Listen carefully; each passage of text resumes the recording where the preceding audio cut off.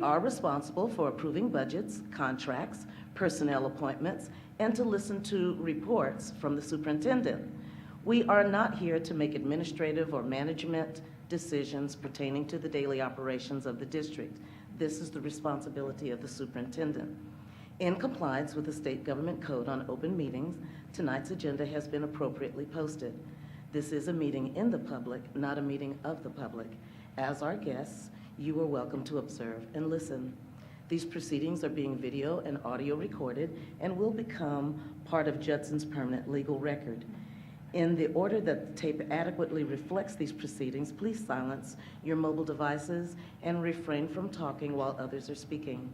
Since it is legally mandated that these proceedings are recorded accurately, I may have to ask for order periodically should I notice that disruptions are interfering with our recording capabilities. Once again, I extend to each of you a sincere welcome from the entire school board. Thank you for your interest in Judson ISD. We have established a quorum, and I will call roll. Ms. King? Shatanya King, present. Ms. Eaton? Present. Ms. Perez? Lynette Perez, present. Ms. Canoyer? Suzanne Canoyer, present. Ms. Rodriguez? Jennifer Rodriguez, present. Mr. Diaz? Rafael Diaz, present. And I'm Renee Pichelle, present. To my immediate left is the Superintendent of Schools, Dr. Jeanette Ball. At this time, would you please stand for the invocation and the pledges? If everyone could bow your heads, please. Dear Heavenly Father, we come to you today asking for your blessings and help as we gather today. We pray that you would guide this meeting, and we ask that you would clearly show us how to conduct our work in the way that you would have us to. Please reveal to us the areas in which we can improve, and we ask that you bless everyone attending this meeting and those that they represent. In addition, God, I would ask that you would bless Mr. Ball, Dr. Ball's father, on his birthday of 84 years, God. And finally, we ask that you grant us the humility to always seek you first in all that we do. It's in your name we pray. Amen. I pledge allegiance to the flag of the United States of America and to the republic for which it stands, one nation, under God, indivisible, with liberty and justice for all. Honor the Texas flag. I pledge allegiance to thee, Texas, one state under God, one and indivisible.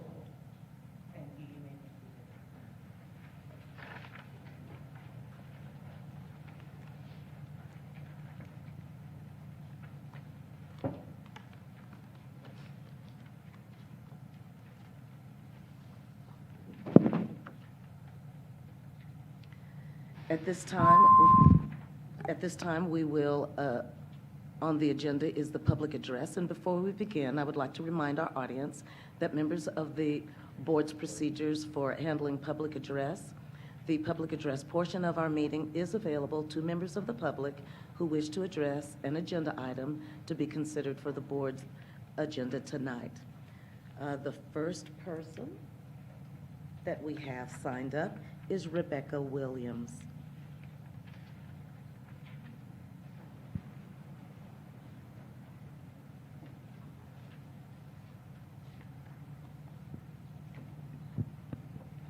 Good evening. This is my 16th year in Judson. I was originally hired on as a 4th grade teacher, but 14 years ago, my principal saw potential in me as a GT teacher. Ms. Salinas, some of you know her as Dr. Salinas, chose me from a set of applicants to fill a vacant GT teacher slot. And I'm so thankful that she did because it lit a fire in my soul. I've been passionate about teaching gifted students ever since. The district has spent a lot of time and a lot of money training me as a GT teacher. Because I'm passionate about what I do, I have also invested a lot of my own time and money training myself. I'm proud of the work that I do. 3 years ago, the TAG program at my school was the best it has ever been. I had pull-out GT classes 3 days a week. Because of my lower GT enrollment numbers and the flexibility of my administration, I was able to have a combined grade level class. The remaining 2 days a week I spent providing enrichment services, 1 day of math and 1 day of reading, to the high-achieving students. There were quite a few gifted students in those groups in kindergarten through 5th grade during their RTI time. I pushed these students and they enjoy the challenges I provided.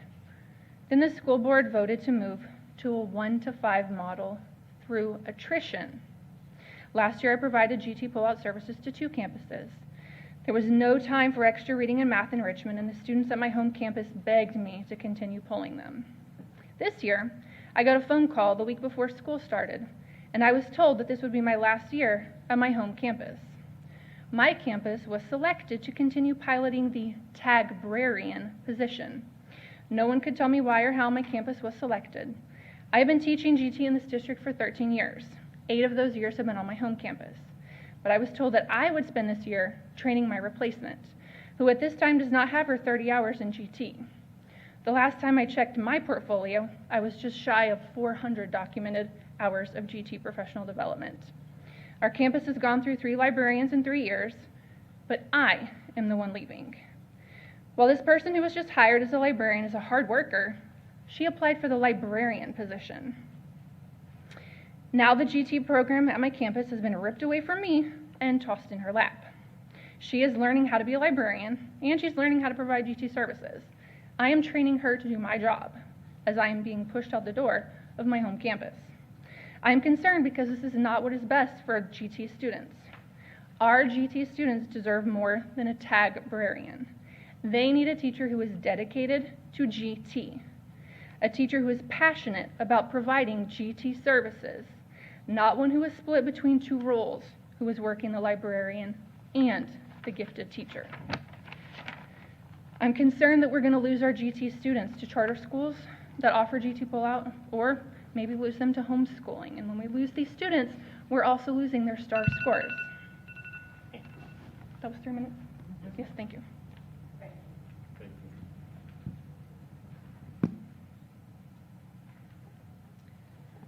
My apologies. The first person who signed up to speak was Aaron Rodriguez.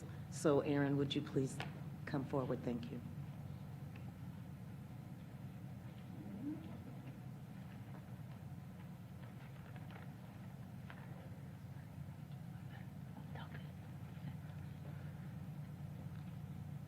Oh, okay. Good evening, Dr. Ball and Judson ISD board members. My name is Erin Rodriguez, and I worked for Judson ISD for the past 5 years as a paraprofessional in the special education department. I am honored to speak this evening on behalf of not only myself, but others who have held the same position. I come to you all fully aware that I could be blacklisted by this district for speaking up. However, I feel as though it is essential that I do so. I am no longer hesitant to speak because I fear for my health more than my job security. And for that reason, I can no longer stand in the shadows and stay silent. Judson ISD paraprofessionals hold many responsibilities. However, despite these demands, our voices are often silenced and we are overlooked, and when it comes to new information, we are failed to be informed. Paras are a very strong group of people who on a daily basis deal with various circumstances and oftentimes result in trips to the Texas Med Clinics. We endure this because we care for our students. As the Board of Trustees, I expect that while we protect the students, we also make it a point to keep the faculty and staff's health in consideration. But hearing that we have already lost individuals, that is where I draw the line, because we, Judson ISD, are experiencing death. We have lost precious lives and to date have shown little concern, sympathy, or even empathy, or better yet, properly informed campuses of the COVID cases that were promised. If we refer to Judson as a big family, then we need to start treating each other as such, instead of being looked at as a big corporation and focused on numbers and dollar signs. Actions speak louder than words, and from my point of view, I have observed the blind leading the blind. And if that's the case, then why put us, teachers, paraprofessionals, custodial staff, in harm's way? How many lives will we have to lose in order to reconsider these concerns to take an alternate route in combating this deadly virus? Each member of Judson is valuable. I would like to bring into a question why Wagner and its feeder schools have received an incentive for retention this year. Aren't we all fighting the same battle and in the same boat? This is perceived as a separate but equal situation, and with the given circumstances in our current society, I will not stand for discrimination in this wonderful district that Judson has been thus far. I believe all Judson staff members deserve the incentive for retention during a time like today, just as much as those employees who did receive it. If you can look at me in my face and give me a justifiable answer as to how this is not discrimination, then this can be reconciled. However, like I said, at this point, aren't we all not all at the same risk? Dr. Ball, Judson ISD board member, there comes a time when silence is betrayal. Dr. Martin Luther King.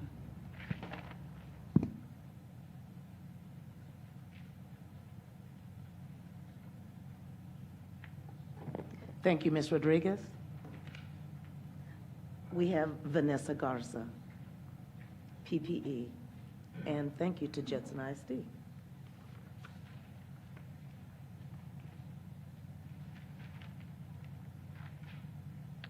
Good evening, Dr. Ball and members of the board. My name is Vanessa Garza. I'm a proud JISD employee and AFT union member. Thank you for allowing me to speak this evening. I wanted to take this time to thank Dr. Ball and her staff, as well as the JISD board, for working hard to ensure safety for JISD employees. Thank you, Dr. Ball and Dr. Fields, for ensuring that all staff members have hand sanitizer in their classrooms. Thank you for making sure teachers and staff members have access to face shields and disinfectant spray and paper towels. We appreciate all the hard-working staff members that made this possible. Thank you for purchasing the sneeze guards for our pre-K and K classrooms, as well as our science classrooms. Staff members truly do appreciate this. Thank you for ensuring that staff members stay safe by making sure all students wear a face mask or face covering when at school. We know decisions have not been easy to make lately. So we want to take this time to thank Dr. Ball for being open to having a working relationship with Judson AFT. Lastly, I just want to say that this school year has been like no other. You have big decisions in front of you. We ask that you make decisions with your JISD staff and student safety at the forefront. Thank you for your time.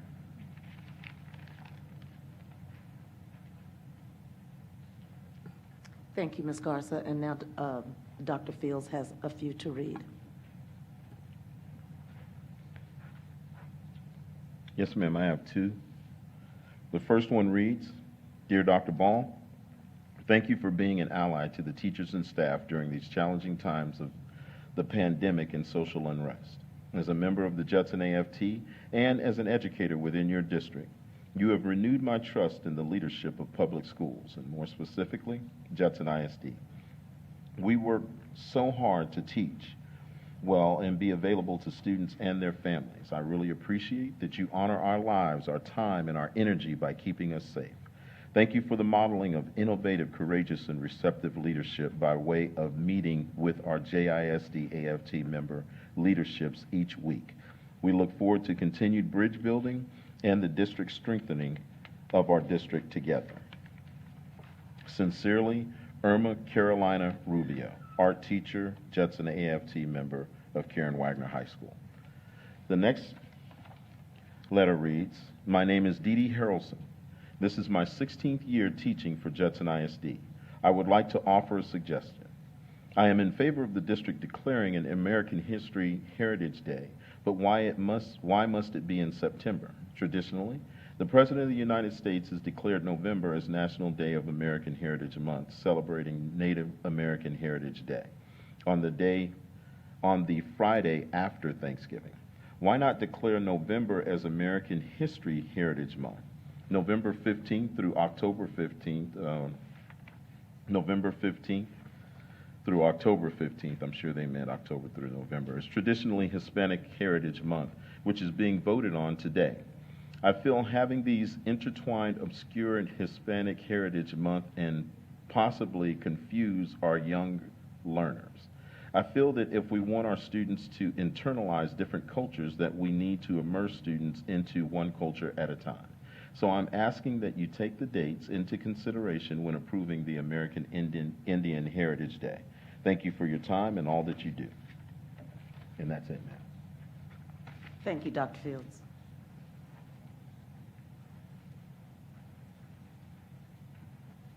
At this time, we will move on to item 4, consideration of consent items. If there are any that the board would like to have pulled, please let me know. 4A, consider and take action regarding approving the minutes from the regular board meeting held August the 20th, 2020.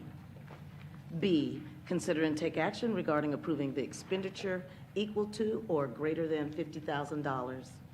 C, consider and take action regarding approving monthly financial information as of July 31st, 2020. D, consider and take action regarding approving budget transfers from expenditure function to categories. E, consider and take action regarding approval of amendment to the budget for the 2021 fiscal year. Poll. F, consider and take action regarding approving the submission of the 2020 appraisal roll as certified by Bear Appraisal District for the Judson Independent School District. G, consider and take action regarding approving the submission of the 2020 no new revenue and voter approval tax rates for Judson Independent School District. H, consider and take action regarding approving a waiver of penalty and interest on property tax payments. I, consider and take action regarding approving a resolution declaring Bear County 4-H as an extracurricular activity and Bear County 4-H Extension staff adjunct faculty status. J, consider and take action regarding approving the second reading of the Policy Update 115 affecting local policies. K, consider and take action regarding approving a proclamation declaring October Family and Community Engagement Month. L, consider and take action regarding approving a proclamation declaring October the 2nd, 2020 as Custodial Appreciation Day. M, consider and take action regarding approving a proclamation declaring September the 25th, 2020 as American Indian Heritage Day. N, consider and take action regarding approving a proclamation declaring September the 15th through October the 15th as National Hispanic Heritage Month. O, consider and take action regarding approving a proclamation declaring October the 19th through the 23rd, 2020 as National School Bus Drivers Appreciation and Bus Safety Week. P, consider and take action regarding approving Judson ISD asynchronous learning plan for remote virtual instruction required to be submitted to TEA. Q, consider and take action regarding approving the MOU between Judson ISD, Alamo Colleges, Northeast Lakeview, St. Philip's, San Antonio College, and Palo Alto College for the 2020-2021 school year. Is there a motion for items 4A through D, F through L, and N through Q? Make a motion to approve the consent agenda items as just read into the record, A through Q, with the exception of items E and M. Is there a second? I'll second. The motion has been moved and seconded, and at this time, I'll take a roll call vote. We'll start with Mr. Diaz. Aye. Ms. Rodriguez. Jennifer Rodriguez, aye. Ms. Canoyer. Suzanne Canoyer, aye. Ms. Perez. Lynette Perez, aye. Ms. Eaton. Deborah Eaton, aye. Ms. King. Shatanya King, aye. Renee Pichelle, aye. That motion passes unanimously. We will now go to item 4E, consider and take action regarding the approval of the amendment to the budget. I believe that was pulled by Ms. Rodriguez. Ms. Rodriguez? I just had a quick question. So the money that was left over from last year, is that going into our fund balance to offset what we, okay, thank you. It's going into our fund balance. Right, okay, thank you. Oh, Ms. Rackman.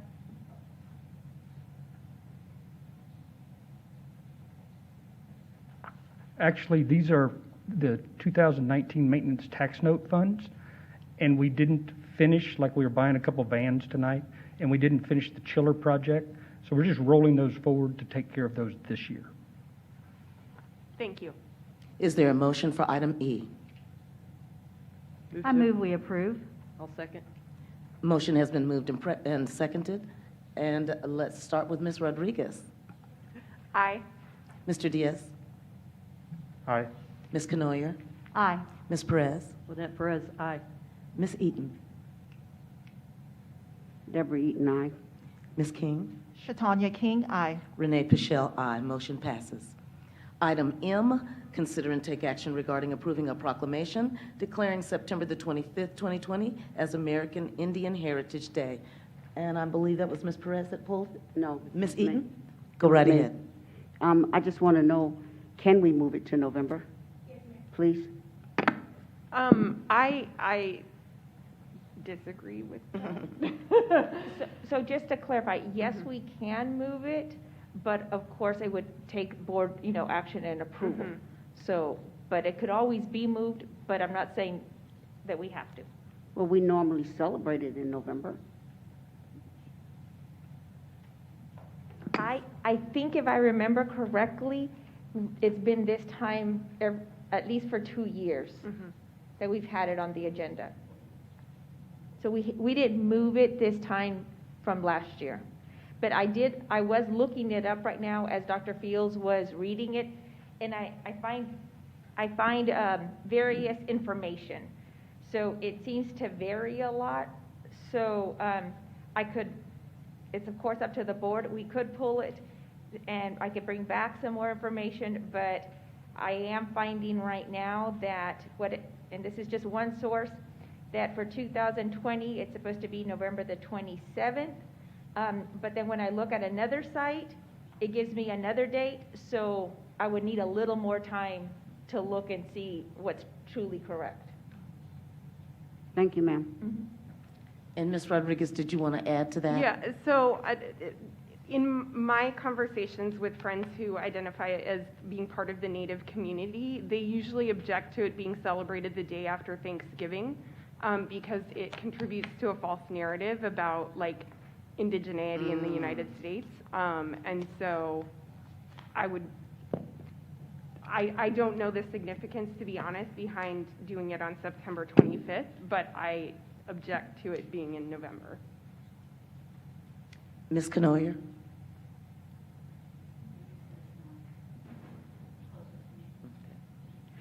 In the proclamation itself, it says that Native American Awareness Week began in 1976 and recognition was expanded and approved in August 1990, designating the entire month of November as National American Indian Heritage Month.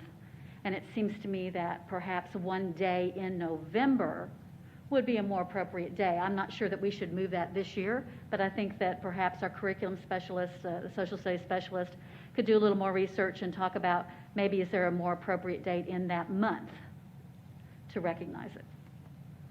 At this time, what we would need to do is vote on the item the way it is on the agenda, but I would like to go back to Ms. Eaton and ask, since you are the one that pulled it, do you have any other discussion or anything else you'd like to say about it? If we're going to follow what the proclamation itself says, it says the month of November. Isn't that what you just said, Ms. Canoy? I mean, because I can barely see it. This thing is not friendly. The proclamation, And I don't want to go off on that, but yeah. the proclamation says that National American Indian Heritage, National American Indian Heritage Month is designated as the month of November. I'm proposing that we go ahead and approve this tonight, and then for next year, giving our social studies specialists time to research, because the curriculum's already set for us to be looking at that this month. So we could look at it for changing it for next year. Ms. Eaton? No matter what I say, I'm not going to win, so it doesn't matter. It's not about winning. It's not even about following what we have. Well, what we'll do for now is we will vote on the way that it is written on the agenda for tonight. And in future agenda items, when we get to that part of the agenda, Ms. Eaton, if that is something that you would like to address at that time, we certainly can. Thank you, ma'am. Okay. So for item M, I'll start with Ms. Canoyer. I'm not sure we've had a motion. You're right.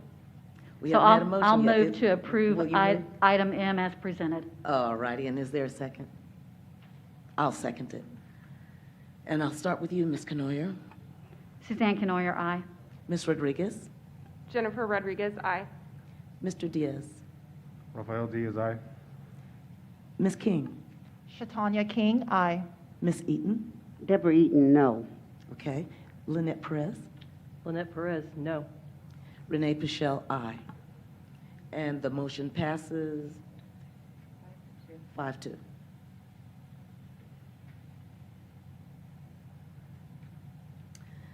Thank you. We will move on now to item 5, discussion and consideration of action items. A, consider and take possible action regarding approving the 2020 tax rate. Dr. Ball? Thank you. Tonight, what we have before you is the maximum amount that we can approve our tax rate for. So I'd like to ask Mr. Atkins if he could come up and share some information. Thank you, Dr. Ball, Madam President, Board. What changed a little bit this year due to House Bill 3 was they compressed taxes again, basically lowered them. House Bill 3 was both an educational funding bill as well as a property tax reduction bill. And last year, we compressed or lowered our tax rate 7 cents. And this year, it's limited to 2.5% value growth on the values of your property in the district. And since we grew a little over 10%, our values did, we get compressed or lowered a little more than districts that grew less. And some districts who didn't grow, there's a minimum compression that has to take place. And so this is the highest rate that we can adopt without having a TRE. It also has the 5th Tier 2 penny in it, and it requires a 7-0 vote. If we don't have a 7-0 vote, then we automatically trigger a TRE election.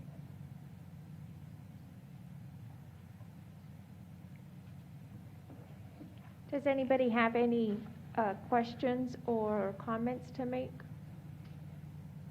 Yes, oh, sorry. Question. I have a question. This is that penny that we talked about? Yes, ma'am. It's worth about $2.7 million. Okay, Yes, ma'am. okay, gotcha. Thank you, sir. Yes, ma'am. Ms. Canoyer? Thank you. I want to commend you, Mr. Atkins, for looking very closely at all of our financials and making sure that we're adhering to what we're required to do. And I want to make sure our taxpayers know that we're not just willy-nilly stuffing a whole pocket of money in the bucket somewhere and reducing the tax rate because we're completely flush. On the contrary, we've had expenditures that are not completely reimbursed, having to do with the situation we find ourselves in, and that this is mandatory and required by law that we reduce the tax rate because the values went up. So even though the tax rate is reduced from us, people who live in the district, like me, may not see their taxes go down. Correct. Because the value of their homes increase, and that is not Judson ISD, that's the Bear Appraisal District. So I want to remind all our constituents that we are being as thoughtful as we can with our money, and I appreciate you spelling out exactly why this had to happen.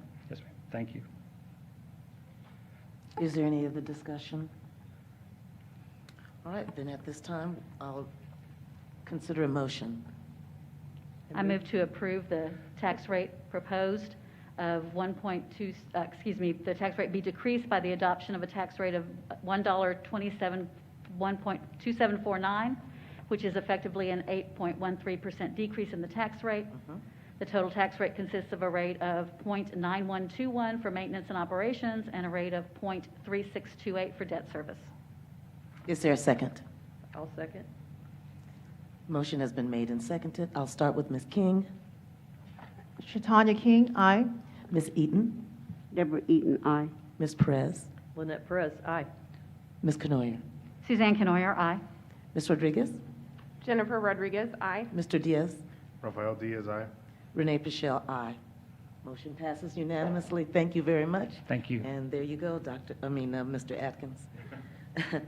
Item B, consider and take action regarding approving the board operating procedures. Dr. Ball? Yes, ma'am. For quite some time, the board has been working to update these procedures. So I'd like to thank Betty for all her hard work. She did all the updating on them, and I'd like to thank the board also for looking these over. I've also, 2 Fridays ago maybe, I shared a new form that in case a board member has an item that they would like to place in there, you could fill that out. It will help me to make sure that my team and I work to have any agenda items ready that you would like for me to have. So this document, it has all the current information that the board asked us to incorporate. So unless you have other corrections or additions that you'd like for me to make, the document should be ready. I just would like to ask Dr. Ball if that one correction was made that I wrote into you about? Yes, ma'am. Okay. But I'm going to look for it right now. Like Ms. Eaton said, it is very small. The word, I think, was afford or something. Yes, it's under equity and attitude. I will accord others, and I believe that should be afford Yes. others. Yes, ma'am. Okay.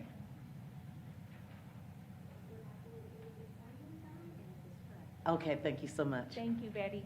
Thank you. Any other discussion? Do we have a motion? I move we adopt the board operating procedures as presented. I'll second. It has been moved and seconded, and I will start with Mr. Diaz. Rafa Diaz, aye. Ms. Rodriguez? Jennifer Rodriguez, aye. Ms. Canoyer? Suzanne Canoyer, aye. Ms. Perez? Lynette Perez, aye. Ms. Eaton? Deborah Eaton, aye. Ms. King? Shatanya King, aye. Renee Pichelle, aye. And these board operating procedures pass unanimously. Thank you, everyone.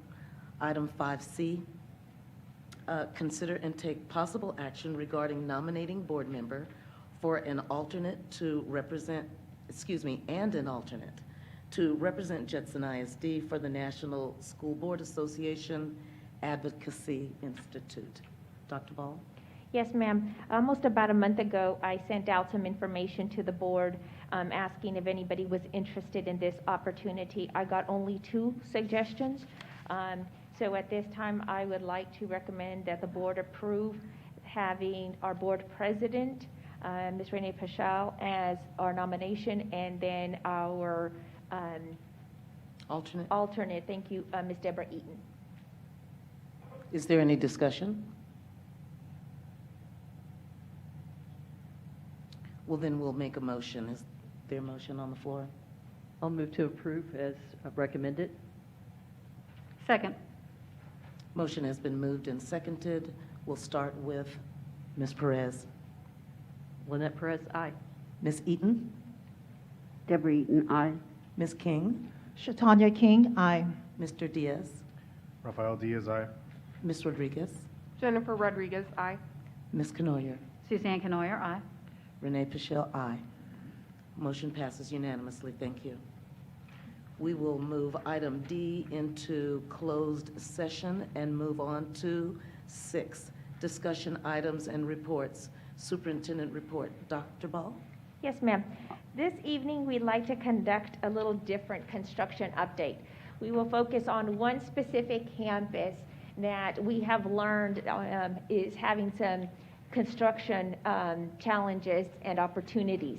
So we would like to share this with the board. This is just an item of information, but want to make the board aware of what we are learning right now. So I know Dr. Fields, I believe Dr. Fields is making the presentation. Yes, ma'am. And they came up to answer any specific questions that the board may have. Like Dr. Ball said, she asked us to come up and speak specifically about Wood Lake Elementary. As you know, we're working on Kitty Hawk, Kirby, Pashal, Olympia. Oh, I got to get closer. Yeah, Miller. Thank you. Miller's Point. Thank you so much. And There's one more I'm forgetting. Elof. And Veterans is still going as well. That's the big one. But over at Woodlake Elementary, we started getting into the project and determined that there were some issues that are coming up that we're going to have to come back to the board and ask for you to consider some changes to the actual construction going on over there. We kind of want to go through the history of what happened, so you know, and then move on to exactly where we are. The original budget for Woodlake Elementary was $4.3 million. And then on September 17th, we put out a bid. One bid was received, and it came back at $7.6 million, if you guys remember. So on October 10th, 2019, the board approved the ranking and then allowed us to go back and negotiate with the one contractor who did submit a bid. And we went back and negotiated and came back with a valued engineer. When we say value engineer, that means that we went back and say, okay, this is what we originally said we wanted. We could do with this. We went back and forth and came back with $5.4 million after some adjustments. Then on April 29th, we received from the board a notice to proceed, or we gave a notice to proceed to the contractor that they could go ahead and start. Keeping in mind that from January to April 29th, there was a lot that happened in America. And during that time, when we finally initiated the notice to proceed, the original permit that we had to start had expired. So we had to go back and get another permit, which took to, what was the date on that? June. And once we got that permit, then they were able to go ahead and start. But that was a little bit of the delay.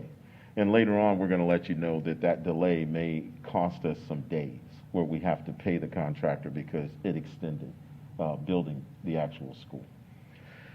When we started the construction in June, immediately they started, the area that we wanted to concentrate on was the admin area, and they started working on it. And immediately when they started working on the admin area, the building was built back in the 70s. And back then, when you were building a building, you actually got cast iron piping, put it in the ground, and that's how you ran your sewer system. That's not how they do it now. They usually use what's it called? Well, the piers and also the plastic, the PVC piping. Yes, ma'am. So now, when we went in and started trying to hook the sewer line up to the 1979 cast iron, as you can imagine, it's not working. Well, as we started to look into it, it's that way throughout the campus.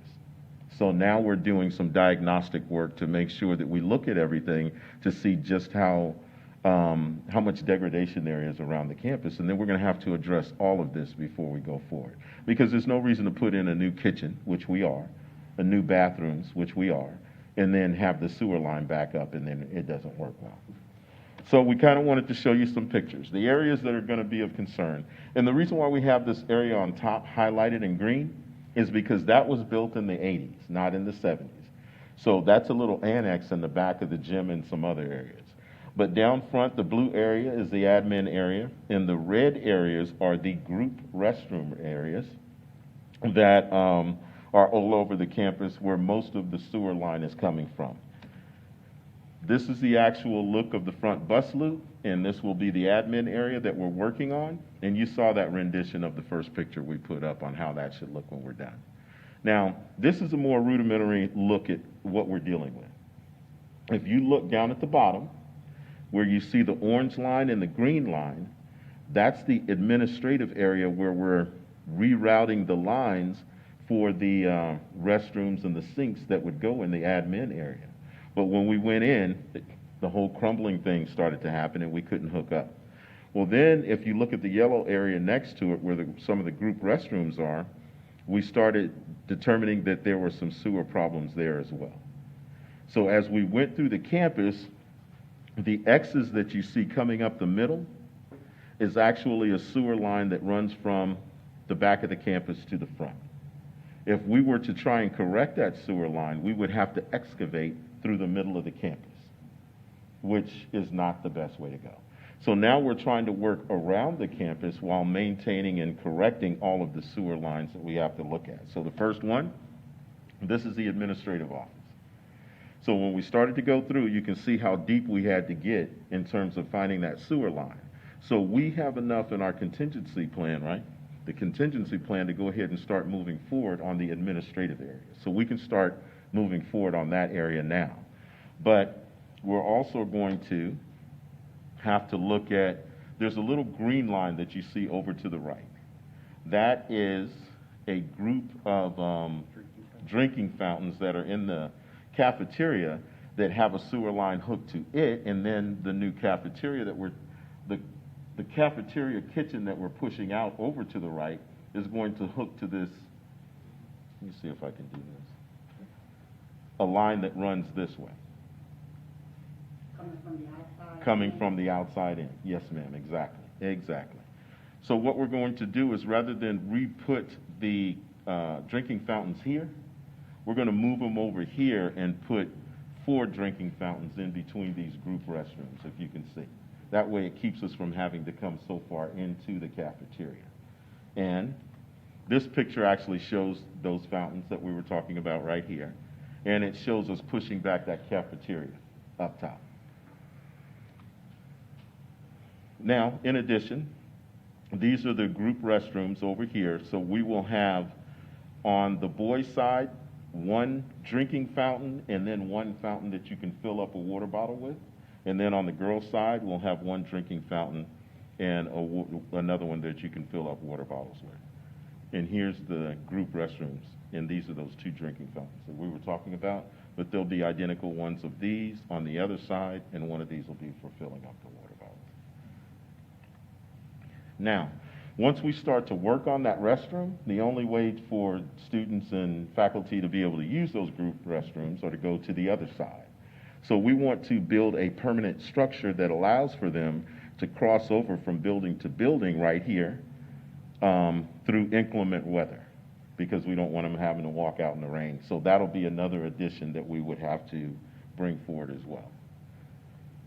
Then up here, you're going to find a custodial closet, and over here, a sink in the classroom. But then we would have to push these lines back here because, like Ms. Eaton said, we want to work on the outside and not necessarily come back through the school. So here is a picture of the sewer, not the sewer, but the sewer line, the drainage that comes from the custodial closet and over here where we would recreate this area. And here's a picture of the sink up top. Not only, and let me see if we can go back, we put a sink over here, but also another one over here as well in this room. And then here is a sink that is in the library of the middle of the school. For us to reduplicate that, we would then have to excavate in the middle of the school, which is not something that we're recommending. So we're going to create a doorway entrance that allows them to come straight out of that area into the admin area where they can wash their hands or use the restrooms in the admin area. So where we're at right now, again, we're going to give a notice to proceed with the sewer line that's over in the admin area right now. And then we're going to continue with video surveillance because we really want to get a diagnostic look at what's in those restrooms, what's in the sewer line, where we need, because we don't want to move forward and not know exactly what we need to correct. And then the next time we come to the board back in, next time in October, we'll probably be asking for, when we go back and negotiate with the current contractor, how much it's going to cost to correct all of this. And we're going to make sure that we're efficient mostly. And then we're going to make sure that we don't spend a bunch of money. But mostly, we want to make sure that we take care of everything on the campus so all of this isn't done in vain. We're doing $1 million, multiple millions of dollars worth of work. So any questions about anything that we covered? Yes, ma'am. This is the last campus that we're doing this type of renovation to, where we might encounter a problem like this. Is that correct? No, ma'am, not at all. We've got Spring Meadows and Candlewood, and we knew that it was at Spring Meadows and Candlewood because we had already received work orders and stuff like that, and we had done diagnostics before. And those are older campuses as well. But we knew going in, so that was part of the bond. But on this particular campus, we had none of those work orders that led us to believe that we would run into these types of problems going into the campus. And we're not going to have issues with lack of restrooms and hand washing capability when students return at the end of the month? We're going to No, be able to ma'am. make sure that those are available? We will. Matter of fact, our agreement was we would only work on one group restroom area at a time. That way, the school would still be able to function in some of the other areas. And we talked to the principal, and her words, quote, were, "Let's do it all. We're pliable. We can make it happen. Just let us know how we need to get it done." I just want to be sure that we're, particularly now, very cognizant of sanitation issues. Yes, ma'am. Definitely. Yes, ma'am. Okay, so the other two schools that you were just speaking of, it was built into the bond to correct that particular problem. Okay. Now, are they going to remove that old plumbing out of there totally and replace it with the PC piping? That's my understanding. Yes, sir. At Spring Meadows, the bond called to replace the sewer system there. Yes, ma'am. Okay, so then in the end, all three schools, it'll be gone. Because doesn't that also involve a little lead? A little lead? Well, we had to do some abatement as well. One of the delays was some abatement. Would you repeat that, please? Lead, the cast iron pipe. Yeah, the cast iron pipes, because of the cast iron pipes. It also involves some abatement around lead. So that is, but that's what they were using at the time those schools were built. And I understand that. But I was just asking about it, that's all. But I would like to make it very clear to the board that that'll be, you asked if it'll all be replaced. I want to make sure that we share with the board that that'll be a decision the board is going to have to make in regards to Wood Lake Elementary, because it wasn't written into the project. Bond, right. So the team will come back and say, well, we could do 70 and then the other part later, 70% of it. So I've asked the team to come back with some numbers so we could share. And then, of course, I think that the part that we can agree to disagree on is for the library. I want to be very careful that we don't do anything different for Wood Lake Elementary that we have. If we've done something for all the other libraries, I want to make sure we do it for this one too. Yes, ma'am. Because if all the other ones have sinks and things like that, I don't want to create that issue that this one doesn't. Very. Yeah. Do all the new ones have it? They have one, yes. So I think it's only fair to bring back that proposal to the board, because I think that would be the board's expectation, that if all our new ones have it, that this one have it also. At least give the board that information and that opportunity to make that decision. Yes, ma'am. Any other discussion? Thank you. Thank you. Item 6A2, return to learn update. Dr. Ball? Yes, we have several senior staff members that are going to give a presentation. And if I remember correctly, I think it starts with Ms. Robinson. So I think the team's going to put the PowerPoint up and share some information. If you recall, on September the 8th, we started with our Safe Haven program. So we want to share some numbers in regards to our Safe Haven program. We also want to share some enrollment some enrollment numbers.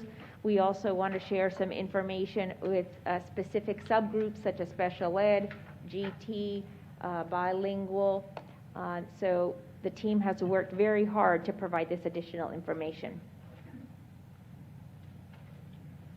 So good evening, Dr. Ball and members of the board. So today we're starting with a Return to Learn presentation, and it just went away. And let me find it. This one or this one? This one. Okay. So I know that there's a lot of information within this document. There's a lot of information within this document, but just know that we try to give you an update as close as we could in coming into the board meeting, okay? So let me start a little bit with Safe Haven. As you will know, that one of the things that we really wanted to do differently at this district was to provide a safe area, a safe haven for a safe area for those kids that either needed the Wi-Fi, or we had working families that just could not take care of kids. And so one of the things that we'd like to do is to actually just give you some numbers so that you can see what we have at the campuses. So Candlewood has 116 kids, and 16 of them are special ed. One of the things that we also wanted to do in the Safe Haven was provide our special ed students the opportunity to come in, and that way we could provide some face-to-face for them. At Converse, we're at 51 with 20 special ed, Copperfield 27 with 14, Coronado 65 with 10, Crestview 60 with 5, Eloft 42 with 18 special ed, Escondido has 102 with 15, Franz has 36 with 10, Hartman has 18 and 2, and Hopkins has 83 and 28. As you look at the chart, you're going to see, and so I won't have to go through all the numbers, the campus that has the highest enrollment is actually Wortham Oaks at 183 students that are attending Safe Haven, with 26 of them being in special education. Our next highest one was actually one close to here, which is Millers Point. And Millers Point had 176 students, with 41 of them being in special ed. So if you'll take a look at the numbers, you'll see that we have some campuses that had some significant numbers, and then we had some that their attendance was really low.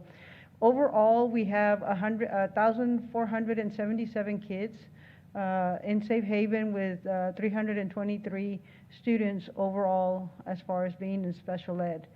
Do you have the ones for? Okay, so we also have the ones that are in the secondary campuses. At the secondary campuses, you'll see that our numbers are really not as high as we thought that we were going to expect. And so the highest number as far as the high schools are concerned is actually Veterans Memorial, with 41 and 25 of the kids being in special education. And then followed by Wagner, and then Judson High. In the middle schools, the highest one is Kitty Hawk with 54, and then Kirby came in second with 39, and then 22 of them are in special ed. Overall, you'll see at the high school we had 119 kids that came to Safe Haven, and 65 of them were in special ed. At the middle school, we have 181, with 72 being in special ed. Overall, the district has 1,777 students in Safe Haven right now, with 460 of them being in special education. Okay, so it wasn't the number that we were expecting, because we were expecting actually about 4,000 kids. When we originally sent out the survey to the parents, we originally saw that it was about 4,000 kids that we were expecting. I think that once we clarified to parents exactly what Safe Haven was, then that's where decisions were made to just continue doing remote learning. In this area right here, we're going to talk a little bit about special education and some of the things that we're doing actually in order to provide services. As you will know, that at Judson Independent School District, we have the different models, which are, of course, our instructional delivery, and it includes the instructional support model and, of course, our co-teaching. The instructional support model includes our inclusion and also our resource, which is most commonly as people remember it. So students are provided that extra support according to the student's IEP. So some students are seen twice, some 3, some 4 times per week. Just, again, everything is different for every student, because every student has an individual education plan.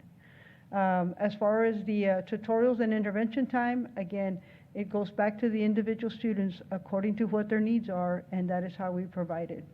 One of the things that we talked about in the summer that we were bringing into special ed was that we actually brought 2 different programs, the ULS program and the Visual Data Tracking and Assessment program. This is aligned to the TEKS, and it's based in there so that it actually gives the students some some monitoring and progress monitoring that we use, and so that gives us an opportunity to see exactly the growth of each of the students as they're going through reading and through math. Our paraprofessionals, we have a lot of paraprofessionals that we hire in this district. They're also providing support for the students. And as you can see, they are still dealing with the instructional materials. They're implementing their instructional strategies and, of course, going back and reteaching and doing remediations or independent activities and even doing the breakout rooms that we have during Zoom. And so we're still providing those particular supports. One of the big questions that we always have is, what are we doing for speech? And so for speech, we are still continuing providing the related services to students that, of course, have the disability. We are providing it through remote learning at this time. If for some reason the kids came in to Safe Haven, then those kids are being serviced on a face-to-face basis, okay? Digital resources are available to the staff for student use in the area of speech. And so part of that digital resources that we have is also available to our parents. And so if you will go to our special ed website, you will see that the parents also have access to these digital resources as well. As far as the student accommodations, we are still continuing to provide the student accommodations, whether it's instructional or whether it's behavior. And again, all of these strategies are available to the staff and to the students through our Google Docs and, of course, the Department of Special Education websites. The department has created a wonderful newsletter, a SMORE.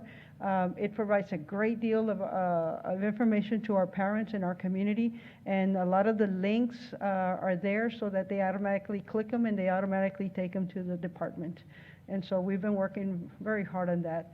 And so basically, again, co-teaching videos are available to the campus administrators and to the staff, and this district is providing a great deal of co-teaching opportunities. The last count that I had on the last report, I think we were at 187 classrooms where we're doing co-teaching. On 504, 504 is treated kind of like special ed. It all depends on the individual student and exactly what the student needs according to their accommodations. So based on every single student, we take a look at what accommodations they need in order for them to be successful, and that is how we support it. So again, we support it through remote learning. If for some reason the kids are coming into our face-to-face, then we will provide that as face-to-face. The other question that we get a lot is about dyslexia. So how are we handling dyslexia? Well, dyslexia will fall under 504, but with the new state mandates, they actually are falling more and more into special ed. And so we are again providing a combination of synchronous and asynchronous instructions. One of the things that is wonderful that now we're able to actually use our laptops in order for us to be able to use the lessons digitally. And so before, the teachers didn't have the laptops, so we weren't able to buy them to get the digital support. Now we're providing that digital support. So one of the things that our special ed staff has done is the links that you see there, they're in English and in Spanish. They are ready to learn dyslexia instruction, so the parents can go in there and actually see what are some of the things that are available for them. And then the other thing that we have is a dyslexia instructional toolkit. And so parents can go in there, and the staff as well, and they will be able to see things that they can use and strategies that they can use in order to address our dyslexia students. Our GT program. So right now we're doing our GT program through the instructional plan. And so you'll see that some things we're doing that in grades 1 through 5, we're doing push-ins, where the GT teacher actually is working with a regular education teacher to provide the GT teachers with the differentiated instruction in person and also through Canvas and small group instruction. We're also doing pullouts, and so both virtually and in person. So that's when we use the breakout rooms in our Zoom. So we use the breakout rooms in order to provide those small group instructions as well. Okay, grade level planning is occurring, and so basically our GT teachers are also planning with our regular teachers in order to ensure that differentiation of instruction is occurring across the board. At the secondary level, you will see that we are concentrating on the 4 content areas. But most of the GT is handled through AP or new credit courses at the high schools, and that's kind of where we concentrate on. We are doing enrichment, and so we really take a look at the curriculum and make sure that it has depth and complexity. If any of you have ever seen our AP courses, you will see a lot of depth and complexity in those courses. Again, we're doing acceleration, practicing moving the student forward in the educational program. We're moving them a little bit faster. Some of the things that we're offering them, like in junior high, we'll give them the Algebra 1 or the Biology 1 in order to give them at a faster pace. Okay. Our counseling services, we are providing a great many things. Excuse me, Ms. Robinson. Yes, ma'am. There's a slight emergency that has arisen, and we're going to take about a 5-7 minute break, please. Not a problem, ma'am. This is a Thank great you. stop At for this me. time- I get a drink of water. It's 7:02. We're going to take about a 7-minute break. Thank you.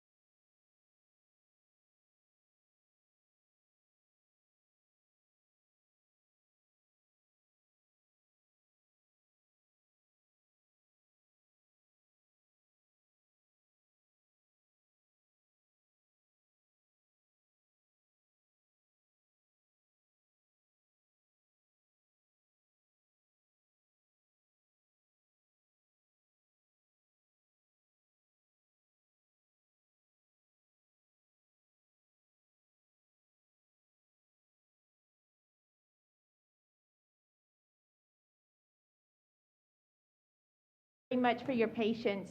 I really appreciate it.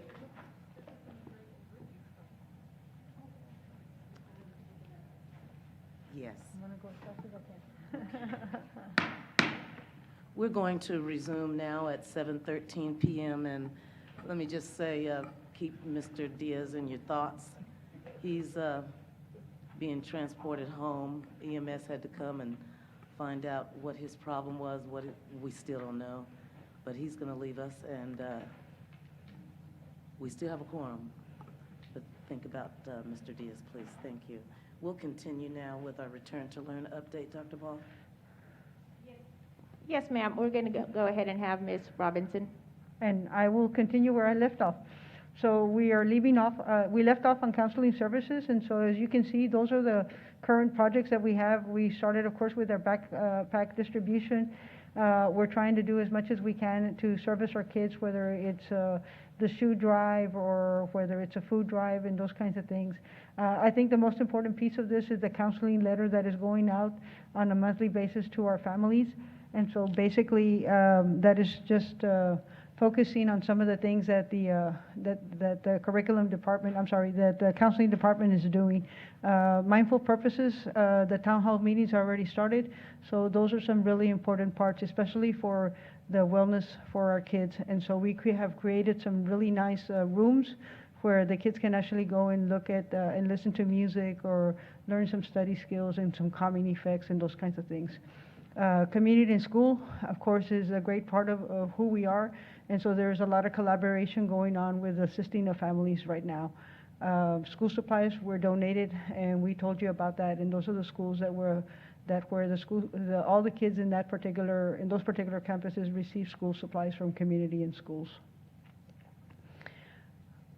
This is Ceci, English language.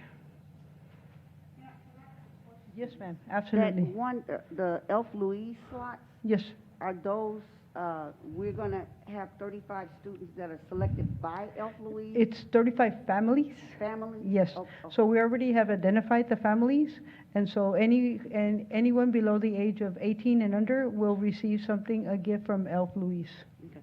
So if we have an organization that would like to donate to a family, can we go through you? or- Absolutely. Sir? Yes, ma'am.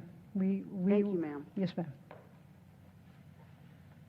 For the English learners, specifically at the secondary, we have a newcomer program called ELDA and ELA that specifically trains teachers to work with sheltered teams of EL students, providing them linguistic and academic support. We also have the new Canvas LMS program, so our specialists are providing Canvas parent trainings with live webinars in Spanish for our parents. We have had 2 already that have served 56 Spanish-speaking parents, and there's 2 more currently scheduled that are coming up on the following Saturdays. And so that's a support specifically so that our parents can support our EL students. We also are providing resources such as dictionaries, vocab cards, visual aids to students in native languages other than Spanish. So we focus on Spanish because, of course, we have a bilingual program at the elementary, but let's not forget that we also have other ESL students as well. And so what we're doing is we're sending specific dictionaries between English and their language over to their homes, specific cards to facilitate that language acquisition. And then we're working on identifying and placing all of our EL students in classes that provide linguistic support via ESL and bilingual certified teachers. Granted, that is something that we do every year, but specifically with a new program, we have to make sure that with registration, students are properly placed in their classes. And then, of course, we're training teachers every month now to become ESL certified. We have the availability to send 2 of our department members to become trainer of trainers so they can provide the training and support for our teachers. So they are just holding monthly and opening it up to all of our teachers who would like to become ESL certified. Our library services at the elementary, they, in regards to promoting and supporting the instruction, we are promoting the use of Sora, which is our e-digital library, and Destiny, which is our library software For both academic and leisure book checkouts, teacher supports, we have TextQuest, which is our databases, and Discovery Education.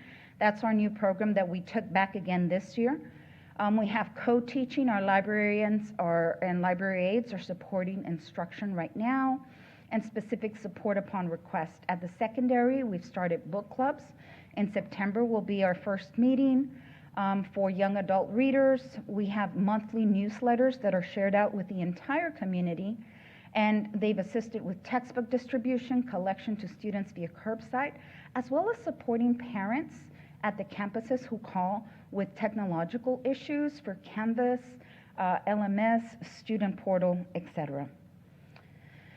The type of support that we're providing for teachers as of now, you are aware of everything that has happened with the back to school PD, but there's still ongoing support with our LMS system, with remote learning. So the new support is referring to things that have been added this year, things that we haven't done in the past. We have open Canvas teacher meetings, open Zoom rooms that are held 2 to 3 times a week by our specialists, our CNI team, not only our instructional technologists, but every content area specialist, so that they can help support teachers as they design their modules in Canvas. We also have something new, is our new teacher support meeting. So for our brand new teachers at Judson, we want to be able to offer open Zoom rooms as well, just for simple temperature checks, just for, hey, what kind of materials do you need? And so that's being offered by a professional learning specialist, as well as we prepared some nice little baggies that we're delivering to our teachers just to welcome them. So we have about 75 to 80 brand new teachers in Judson. So we just want to make them feel welcome, make them feel at home. We understand that remote learning is not simple, but it's an additional support. And then continued support means stuff that we've done in the past, but we've had to make adjustments because of our remote learning. So about 2 years ago, we started something called roadshows, which means we would travel to different feeder pattern areas and provide support. Every content area provided some type of monthly support to teachers, whatever was timely, if we're doing BOY, it's let's learn how to do the BOY, so on and so forth. Well, this time we're calling them drive-in roadshows because we're doing them through Zoom. So they're still back, but they're better than ever. In fact, we've learned that through the virtual roadshow, the one we had last week had about 170 some teachers attend. So it shows, and that has been honestly our biggest roadshow. So it shows the two things, the fact that because they're able to access it virtually, they attend, but it also shows the need and the support that they're seeking. And then we are continuing with the Campus Lead Mentor meetings, the Campus Mentor program that began 2 years ago in collaboration with our Region 20 partners, Ms. Marie Presley and Ms. Riley. And then a big change this year as well is the Professional Development Collaborative. This is something new that Region 20 is offering to all of our districts within the region. And so if we choose to participate, which Judson has, they are offering professional development training series to all core content teachers. They focus on special populations for SPED, GT, and EL students. And they focus on specific remote instruction strategies. They understand that remote learning is here for this year, and they want to be able to help teachers how to reach students as well as parents. Parent engagement is a big part of it. And so they focus on 4 things: core content training, special populations, remote instruction strategies, and parent engagement strategies. And so they are basically offering something every day. So all our teachers have access to attend these for free remotely.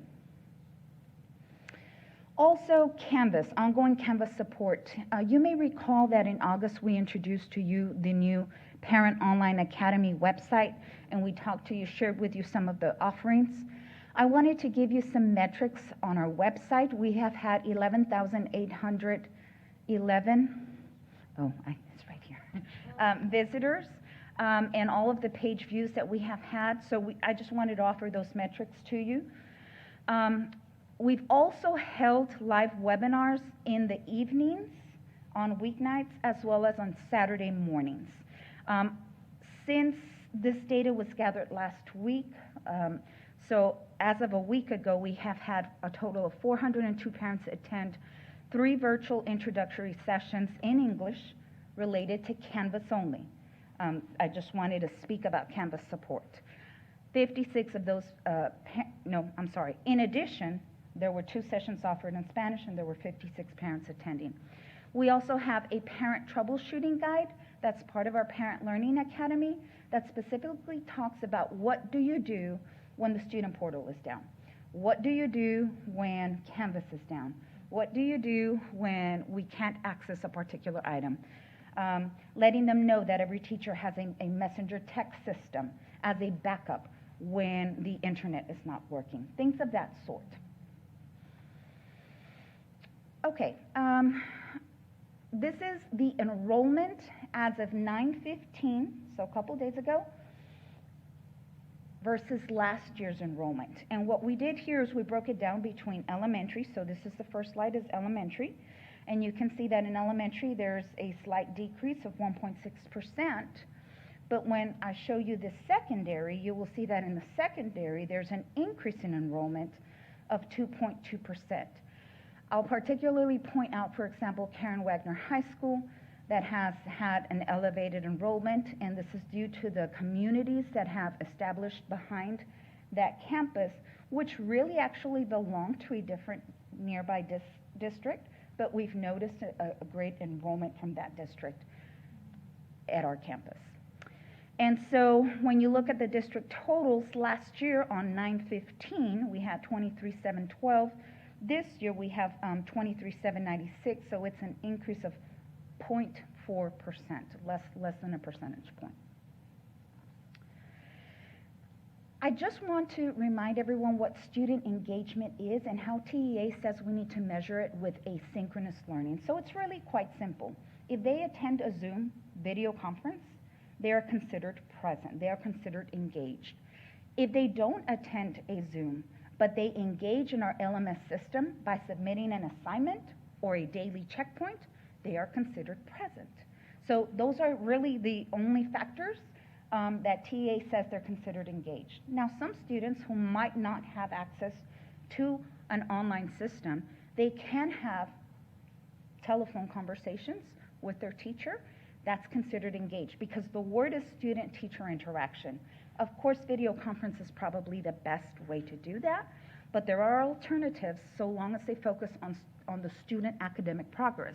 So that could be a telephone call. That could be a chain of emails, but they must occur daily for a student to be counted engaged and present for that day. Ms. Robbins. So this is me again on the no-show update. So no-show has been very interesting this year. And so because of the simple fact that we are moving, or we have moved into a new system which is called Frontline. So Frontline works very differently than eSchool. So one of the things that we found out as soon as we got into Frontline was that if we were to no-show the kids on the first day of school, we would have lost all of their schedules. And so we decided and made a decision not to no-show them until the end of that first week to try to see how many kids we could recover before doing the no-shows, okay? So that was in itself a challenge in order for us to truly identify which kids were here and which kids were not here. And so right now we are very deep into finding kids that are no-shows. Our numbers are constantly changing every single day, and so our registers are working right now along with our attendance officers, going out there and literally going, doing the home visits, doing the phone calls, checking all the records, and literally just finding kids and finding out where it is that they have gone. And so these are kind of, I know the number's going to be a little bit alarming, but one of the things that we also found out was that last year and in previous years at Judson, on the old system, on eSchool, before even school started, that we knew kids were not coming back, we started withdrawing them in the summer, okay? So when the first day of school came around, then the numbers were a lot lower than they are now.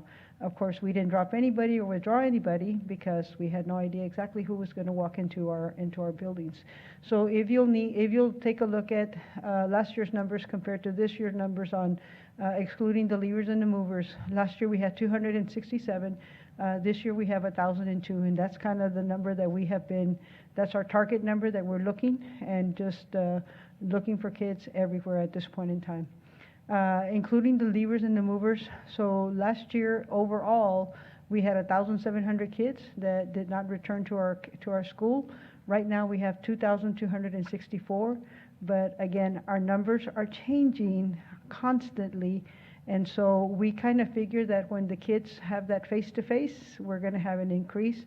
And so we're predicting that number is definitely going to drop. I can tell you that right now, just in looking at the numbers that I did last night, the numbers already started dropping. And I'll give you for instance, we had, for instance, at Veterans, we had like 98 kids that were on the no-show list. It's dropped down to 27. So kids are coming back, and so one of the things that you'll see is that there's an increase of enrollment actually at Veterans. So kids are coming back. They're just doing it slowly but surely. Absolutely, yes, ma'am. So where were they? What, were they doing any classwork? Were they getting anything education-wise? Are they just coming and now I'm starting school this week? And I'll give you, for instance, today we had a family that we found that in tracing them, they're actually decided that they lost their home, and so they went to another home with another family. And so that particular family had 3 kids, and so they had just not made any attempt to come back to school or to register. And so she had started the registration but didn't complete it. So we literally are walking her through everything tomorrow at her campus so that we ensure that those 3 kids are back on our And system. so they're still in the district? Mhm, absolutely, ma'am. In fact, the only reason we found her was because she actually contacted us because she wanted a hotspot. And so we're like, you're not even registered. I can't give you a hotspot until you register. As soon as you register, I'll give you a hotspot. So those are the situations we're running. So it's just interesting, the stories that are out there right now. Yeah, I know it's all it's all new, of course, and I know everybody's tired of hearing that, and it's different, but this is an unusual situation. But it also goes back to what I was asking about our equipment. I understand, back in March, we were thrust into this, and, we were just trying to get the equipment out, and you remember my concern was, okay, so how are we marrying that up with students that have transferred out? Do they understand that they need to bring the tablets back to us? And are we receiving from schools that they transferred into the transfer request for records? Mhm. So that'll help with So- this number? So exactly. So that's what we're doing right now. So we're actually looking at records going in and forth, and okay, who's asking for what records and clearing out and those kinds of things. I can tell you that it's been interesting here at ERC because we have gotten several families that have come to our ERC and want us to repair their device, but it's not our device because they're not in our school. They are going to another school that's not us. And so we tell them that school is not part of Judson ISD, and they were under the impression that it was. And so we tried to get them back. And it's like, so we've been successful in some instances, not so. So here's the information of, okay, where are the kids going and what are they doing? What's happening with our kids? As you can see, 783 are moving to public schools somewhere within San Antonio or somewhere. We've lost 228 to charters, out of state, 141, private schools, 20, home schools, 72. Because of CPS, we have misplaced, not misplaced, but 6 kids have been placed out of our district. Those are the 1,002 that we are looking for right now. We have had 2 students that have been deceased, and then we have 10 students that have returned to their home country. And so that is how the numbers are looking at right now. So we do have, we're looking. Let me tell you, the care team that's out there, the attendants, everybody is looking right now. We have a deadline, September 25th. This is our lever information. I can tell you that it all has changed. This is what we had to offer you when we first put this PowerPoint together, but I can give you that, for instance, of the school that had, you know, the 98, you know, they're down to 27. Our numbers have dwindled tremendously. So we are going out and we're finding where the kids are and exactly what's going on. And the kids that we find that haven't registered anywhere, we're bringing them in. And so that's just, as soon as we find a family that's out there, we bring them in. So again, these numbers will change. We can give you an updated report by September 25th, and that way you can see basically how much we have recovered. This is the information by the secondary campuses, and so I can tell you that the elementary campuses have found the majority of their count. And again, we have found a lot of kids at this point in time, so we feel pretty good about the numbers that will turn up on September 25th.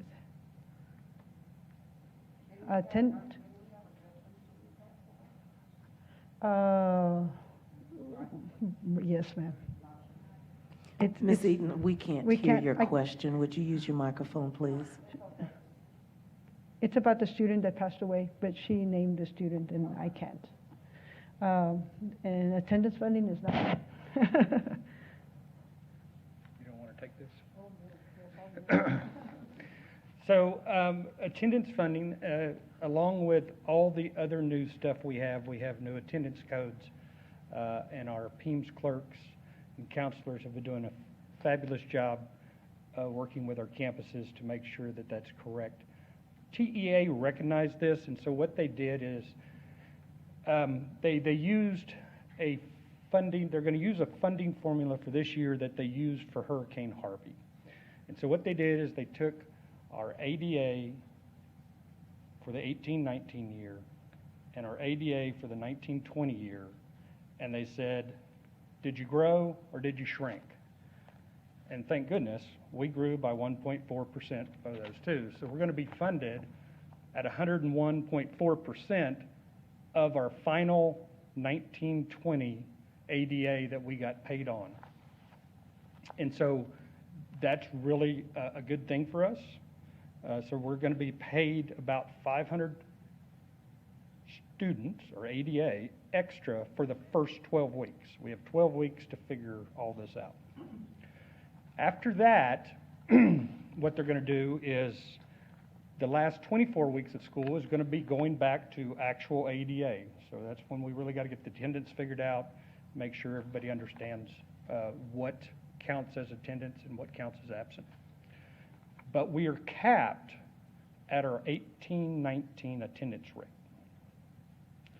So our enrollment, whatever our enrollment is, we were going to be capped at 94.87% of our enrollment. So we can't have a 95% attendance rate this year. Questions on that? Can I play that back for you, just to make sure I Yes, understand? yes, ma'am, this? I understand. Okay, so for the first 12 weeks, which ends sometime way after September 25th, which is our, date for no-shows. Yes, ma'am. Okay. That we get funded at 101.4 of our actual 2020-2021 enrollment, correct? No. Our 1920 enrollment. Our 1920 Okay. ADA that we were funded on. 88, okay, got Yes. it. And then in 20, the last 24 weeks, Correct. then we get whatever our actual ADA is, counting the new formula for the new ways we can count them as in present. Yes, Okay. ma'am. But that can't exceed 94.87. Of our enrollment. Got it. Yes, Okay. ma'am. But if we dip below that, they'll dip below. Yes, ma'am. Okay. Got it. So, I mean, I think it's somewhat of a fair system, and it seemed to work well for the districts in Harvey. Originally, they weren't going to use this. They were going to use a sliding scale, which nobody liked, nobody understood. And so somebody suggested they use this, and so this is what they decided to go with. And then the 20, and maybe this is a question for Ms. Robinson, but September 25th, what's the significance behind that date? Does that come from the state, or is that just our transition from being on a waiver to not being on a waiver anymore?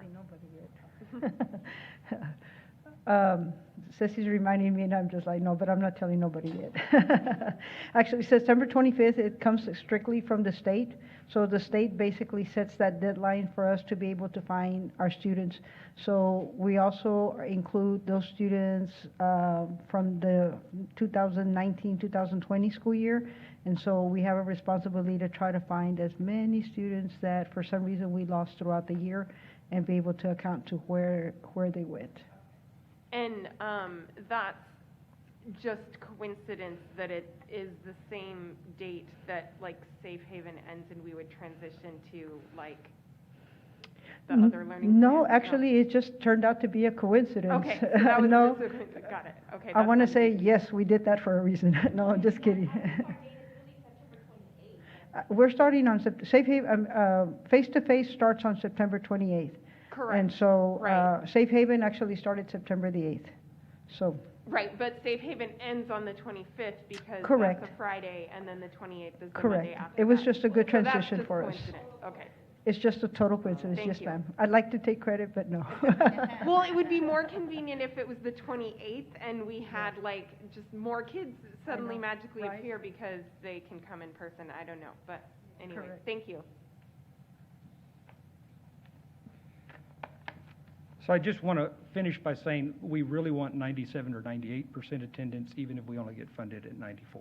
So, technology, this has been an expensive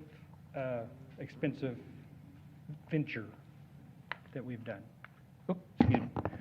And so I'm not going to read all of those.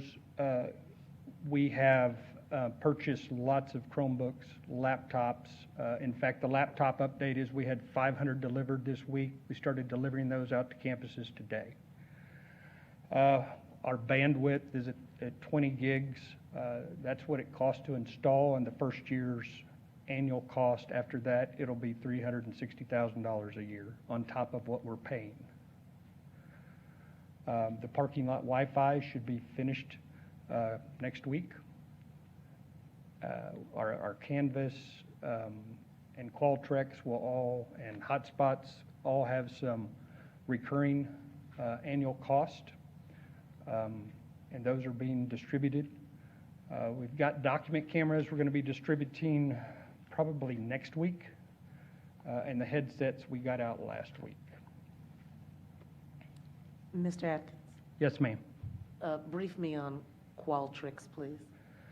Qualtrics is what the program that we used to provide our screener, Oh, okay. and it's also a very good survey software that we use to do a lot of our surveys for. So it's more than just the screener. It is going to be used quite a bit to do parent surveys, staff, student, and has some really nice dashboards and features on it. Yes, ma'am. Thank you. On top of that, we did come to the board, and they gracefully allowed us to purchase through the bulk purchase program of the state. We purchased an additional 5,000 Chromebooks, which the latest update we got is sometime between December and February. Our 500 hotspots should be here by the end of the month. So right now, our technology purchases are over $6 million. And really not much of it was budgeted. So on the 20 gigs, you know, did that work for us? Absolutely, it worked for us. That 20 gig would support at least 25,000 devices. We're running Canvas, Frontline, Zoom, Imagine Learning, and so it was an investment that I think is going to help us in the future. And so it also allowed us, we had some teachers that wanted to use their own devices, and our guest network has lots of restrictions on it. So with the additional bandwidth, we were able to create a new wireless environment just for teachers that we could remove some of those restrictions so they could use their personal device if they chose. So that was good. This is probably the most confusing thing of the whole, for me, because the guidance changes all the time.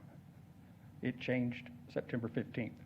But so we have developed, and we spent a lot of time, staff, we went over it with the principals,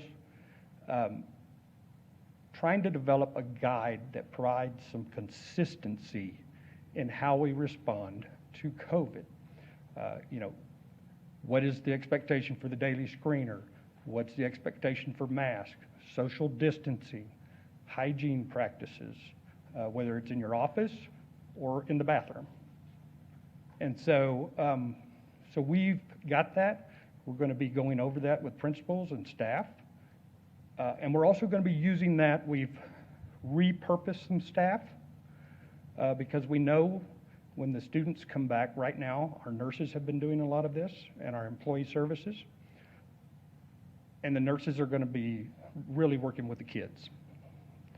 So we repurposed some staff in the employee services and the human resources department that will be working with the contact tracing and the case information, make sure it's get reported, make sure campuses are getting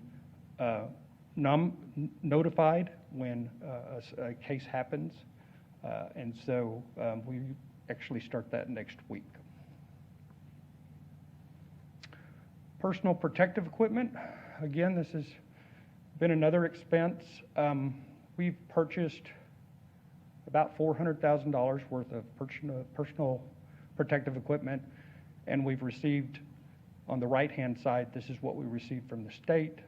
All of this is out at campuses, and as they call, we will replenish it as long as we can get it. Buses. Whoop. Oh, okay. So those are our transportation numbers. Right now, we're transporting very few students at this time. We had thought that we were going to have quite a few more, but we don't. So at this time, we have most of them being dropped off at the Dr. Ball, you're going to need to talk into the Yes, microphone. ma'am. Yes, ma'am.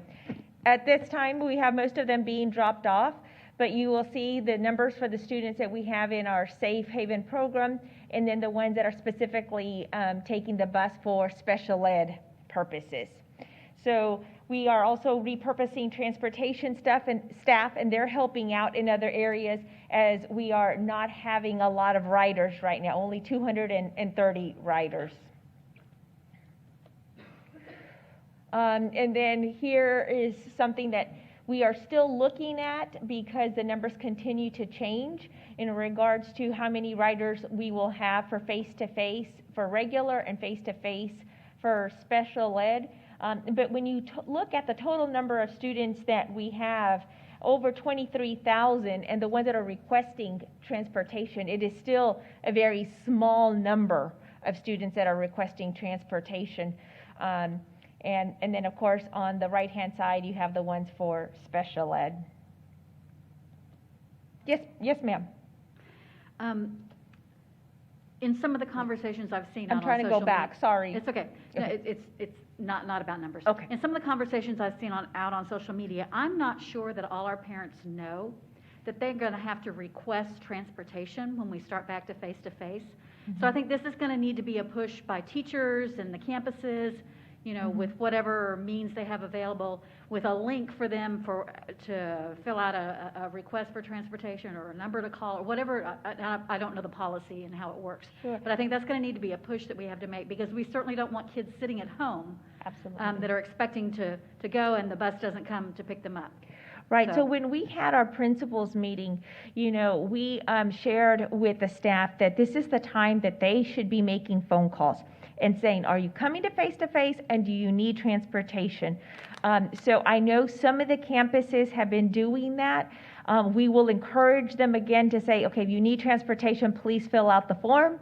So absolutely. I know I saw it on a couple of the campuses' websites, the form, but we will definitely remind them to continue to, blast that out there and put that information out there, because that is different. And the reason that we're doing that is we want to really be more effective on our transportation routes instead of planning for all of them and then only a few of them the routes is what we want to be very effective on. A group of people that have worked extremely hard is our child nutrition staff. They truly have gone above and beyond because they've worked almost all summer long. What we are noticing though right now is that a lot of people aren't participating. We are used to having between 16 to 17,000 lunches daily. And about 14,000 breakfasts, and right now it's dropped to about 2,000 or to 3,000. One of the things that we will start differently in the next few weeks is that we will have it be able to be picked up every day. So what we were doing to try to make it convenient for parents is you'd only have to go twice a week, and you'd pick up something on Monday for half the week, and then on Thursday for the other half. So we're going to do that a little bit differently to see if maybe that increases. But we're going to continue to really look at things differently for our campuses. Once we start face-to-face, every campus has been given the autonomy to do what works best for them. And what I mean by that is that every campus that's built is a little different. Their staff is different. Some of them might eat in the classroom. Some of them might not eat in the classroom. So I've allowed each principal to develop a schedule that works for them to create a safe environment in their classroom. Of course, with always giving the teacher her 30-minute duty-free lunch, but each of the campuses will have something different that works for them. Yes, ma'am. Are we also doing the bus routes delivering certain meals and things Yes, like we that? have. We have been doing that. Yes. Okay. Yes, ma'am. Dr. Ball, so are the parents understanding that even though we have the safe haven for those kids that are not going into the facilities for safe haven but still staying online, that they can still get meals?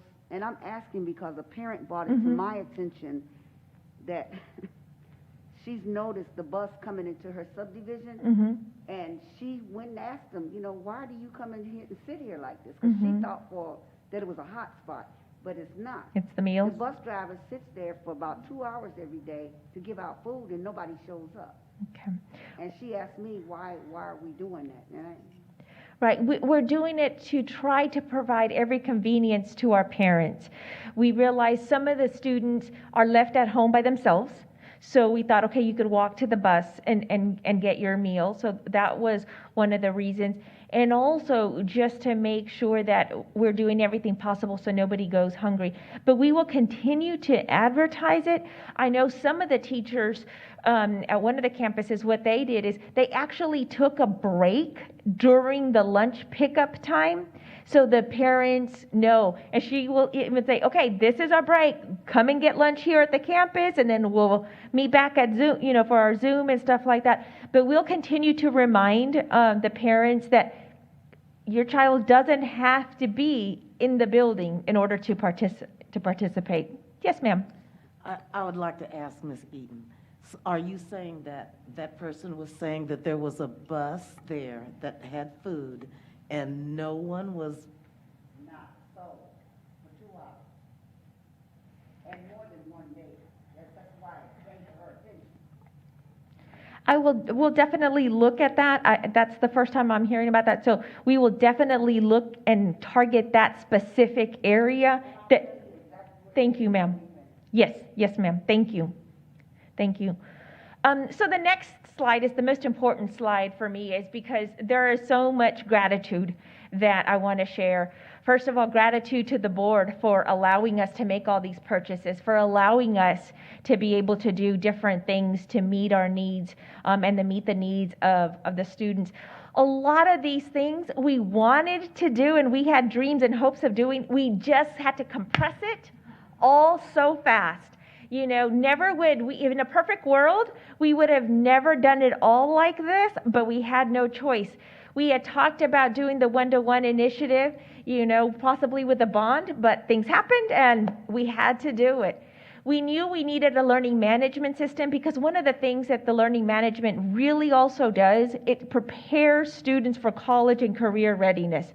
Why? Because when you go to college, you don't submit any hard copies of anything. When you apply for a job, it's all online. And the more that we can do for our kids like that, the more that we're truly getting them ready. The teacher laptops, we knew we wanted to continue that, but everything was just really accelerated. So it's our teachers and our campus staff that has done a phenomenal job in putting everything together and making sure that everything works. So I didn't want to go without saying that our staff has been incredible. Everyone has just really risen to the challenge during these scary times, and they're doing things differently, and they're going above and beyond, and I want them to know how much we appreciate them. And this is different and difficult for our parents too. Our parents, kudos to our parents because they're learning something brand new too, that they probably never thought that they would have to become the teacher in such a formal way, for our students. So they have taken advantage of our Facebook Live, of our trainings, of asking us questions. So kudos to a lot of individuals that have truly made this a success, because I do consider this a success. I truly do. So some of the next steps that I wanted to talk about, and one of the things that what COVID did for us is we always knew that there was gaps, and we always knew that there was issues in regard to equity. But what it really did is it truly opened our eyes in regards to how large those gaps are. This picture is one of my favorites, and I'm sorry it didn't come out as well as I would have wanted it to. But this to me illustrates that you can't do the exact same thing for everybody because all our students are so different. And in order for us to truly have our students be successful, more than ever, and I know people are already being stretched, then we're going to really have to do some things differently because our kids already came with gaps and COVID has caused some more gaps. So one of the things that we're looking at doing is providing different opportunities, very similar to summer school, but providing them throughout the year, whether it's on a Saturday, whether it's a few days in November, in December, and in March. This is voluntary, just the way summer school is. During summer school, we take the kids that based on our rubrics and based on our needs assessments, we know that they need help. We ask teachers who wants to work and we pay them to do this. So those are the kind of things that we're going to start planning and doing for our kids because we want to make sure that no one falls behind because of COVID. So again, just in closing, thanking all the wonderful individuals, many of them that are sitting here and that have worked so hard, and thanks to the board for your support. And we'd be happy to answer any questions.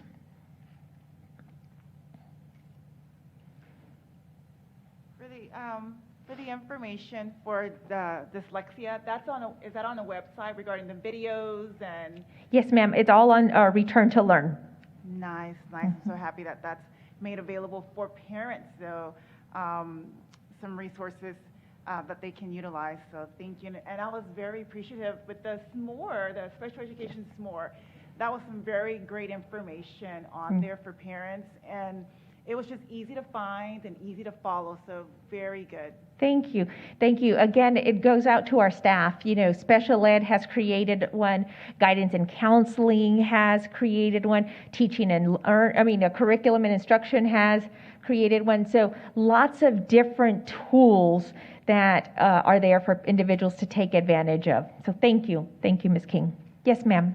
And I would like to say kudos also. I've been reading those newsletters. They are very good. They're very well informed. I appreciate it. Thank you. Thank you.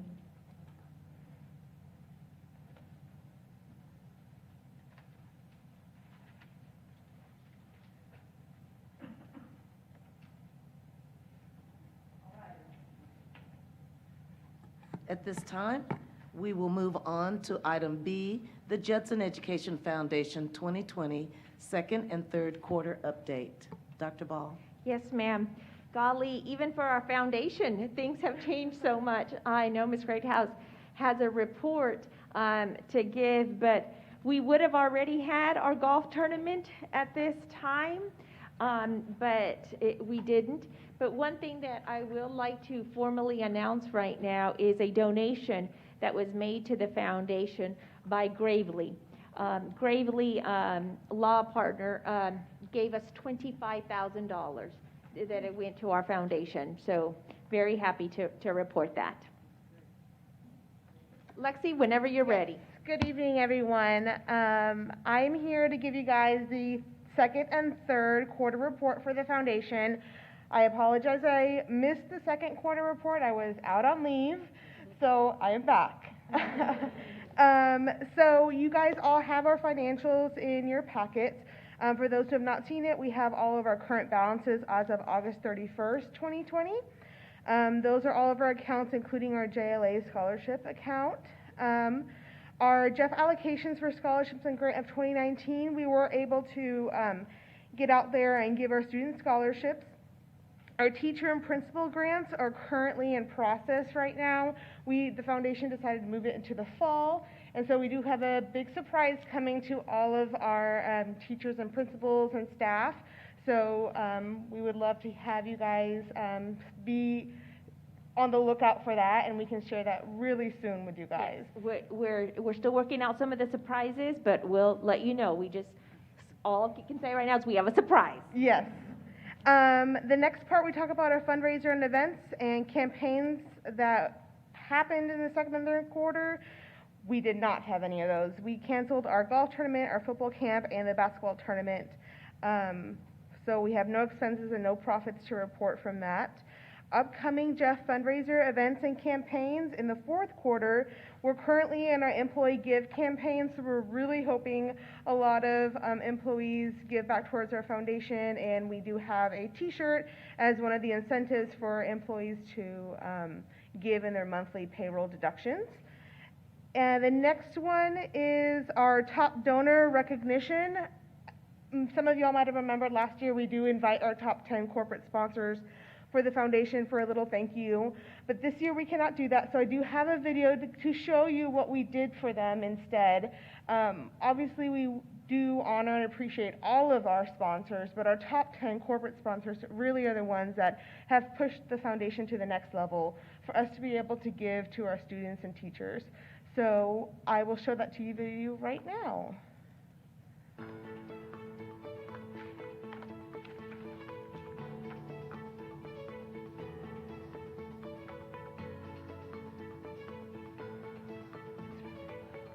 Really appreciate the opportunity to get to support the Judson Education Foundation because of the good work that the Education Foundation does to support the Judson Independent School District. It's really important to us that we give back to the Education Foundation because of all the good work that y'all do to provide scholarships and grants to the Judson Independent School District, and we really appreciate the opportunity to get to be involved in that. It was windy that day. I think that Frost is kind of one of the last of the Mohicans as a bank that genuinely believes we're only as good as the communities we serve and the partners that we have in business. And I think when you align yourselves with districts that have the same values as you, you strengthen your community, thereby strengthening the businesses that ultimately do business with you as a bank. And so you kind of get to see yourselves grow and prosper together. I think that's what our strategy has been at the bank for 150 years.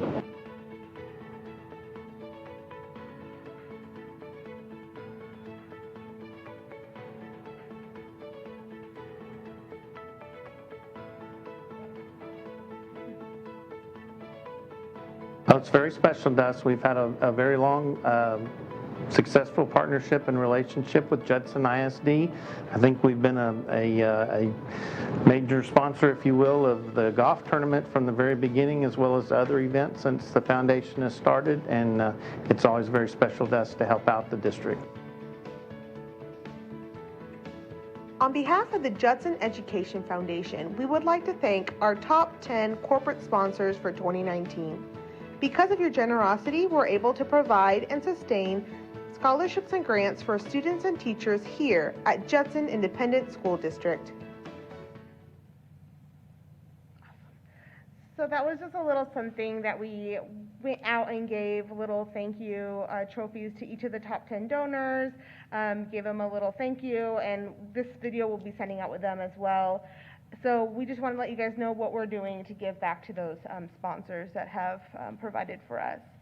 The next event that we have, our campaign, is our United Way campaign. It starts October 5th to the 23rd. It is going to be all virtual this year, so we don't have any of the paper packets to give out or anything. The next one is, tentatively, we have our Wobble and Gobble 5K and Thanksgiving Feast. The foundation has not finalized the plans for that just yet, but we do have plans on somehow giving back to the community as we always done. So we'll let you guys know what that is hopefully soon. The next one tentatively is our Jingle Bell Jamboree. It's tentative date for December 5th. And we'll let you guys know if that's going to continue at a different kind of event level, and we'll kind of keep you updated on that. The last part is just our current investment is our Orion account and the current value of August 31st, 2020. And that's all I have for you guys, unless you have any other questions for me. Yes, ma'am. I just want to say congratulations. Oh, thank you. I want to see pictures. And thank you so much for all your hard work. You're awesome. Thank you so much. I appreciate it. Is that it? Awesome. Okay, thank you guys. Have a good evening. Thank you, Ms. Greathouse. We'll move on to item C, community members to serve on JISD Hall of Honor Selection Committee. Dr. Ball? Yes, ma'am. It is that time where some of the committee board members for this committee, their term is expiring. So it's this time for the board to think of individuals that y'all might want on the committee, and just to discuss that. And of course, you don't have to discuss that right now, but just know that it's that time, and then we can have further discussions on it. Just wanted to make everybody aware of that. So how do you want each board member to submit to you someone's name? Right, and contact information? yes, Just explain to them. yes, ma'am. So if you do not have to submit somebody, but if you know of somebody that you think would be interested, just send it to Lexi, and then she will contact them, explain what it exactly entails, see if they're willing to commit to reading and scoring and looking at that, because it's not an easy process sometimes. But if we have a lot, then we might, just depending on how many each person comes up with. But again, don't feel like you have to, but if you know of somebody that wants to volunteer and is interested in participating in something like that, please send the name and a contact to Lexi Greathouse. Thank you. Update on board advisory committees. We don't have any updates to give, and we will go on to E, board training, conferences, events, and consider future agenda item requests by board members. I just want to remind the board that Ms. Holmes did send all of us that did register for the TASB, TASA TASB convention. She sent us all of that, and we will be able to start signing up for our classes. When was that date, Ms. Holmes?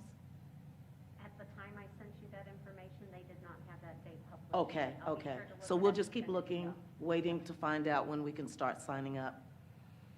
And the only other thing that I wanted to say here, and I think I left it out in the car, that we got a very lovely thank you card from Ms. Perez and her husband Eli on the flowers that we sent to the, actually we sent a plant. We wanted it to be something that if you all decided at one point in time you wanted to put it in the ground so it would continue to flourish, think about us. We wanted to give you something that was going to last a little longer than some flowers. But she did send a beautiful thank you card. I wanted to read it, and I think it's out in the car. But thank you. If I could just, again, thank you, colleagues. I know everyone is has been going through challenging times in 2020. And, I never would have thought that an immediate family member of my own would be lost to COVID-19. My husband's mother passed away unexpectedly on August the 23rd. And so, again, thank you all for, lifting us up and remembering, her. And I just ask those to continue. We have our oldest son who lives in the Chicago area who also is positive, and is, but, of course, younger and stronger and is, pulling through. His symptoms are improving, but it just goes to show that, we're all, 1 degree of separation from, this horrible disease. It's, something that we all have to continue to take serious. And I just know that I appreciate each and every one of you, and for all that you do just to make this, not only this community, but this world, a better place. And just know that even though I may not get an opportunity to tell each and every one of you, just know that I appreciate each and every one of you so much. Thank you, Ms. Perez. Madam President? Yes, ma'am. Unfortunately, I forgot something at the very beginning of the meeting. So did I. Oh, okay. We have a lot of proclamations that have to be read, don't we? Oh, well, that too, but I also had a recognition. Oh. Yes, I had a recognition, so it's been a little bit different because we haven't had anybody live, but some students of ours have done some great things. And I took so long that I think Mr. Witt has already gone, so I apologize. So Mr. Witt has developed this amazing video of some of the great things that Judson ISD offers. So I was supposed to play this during our recognition, so I apologize. Can we please play it still? Absolutely.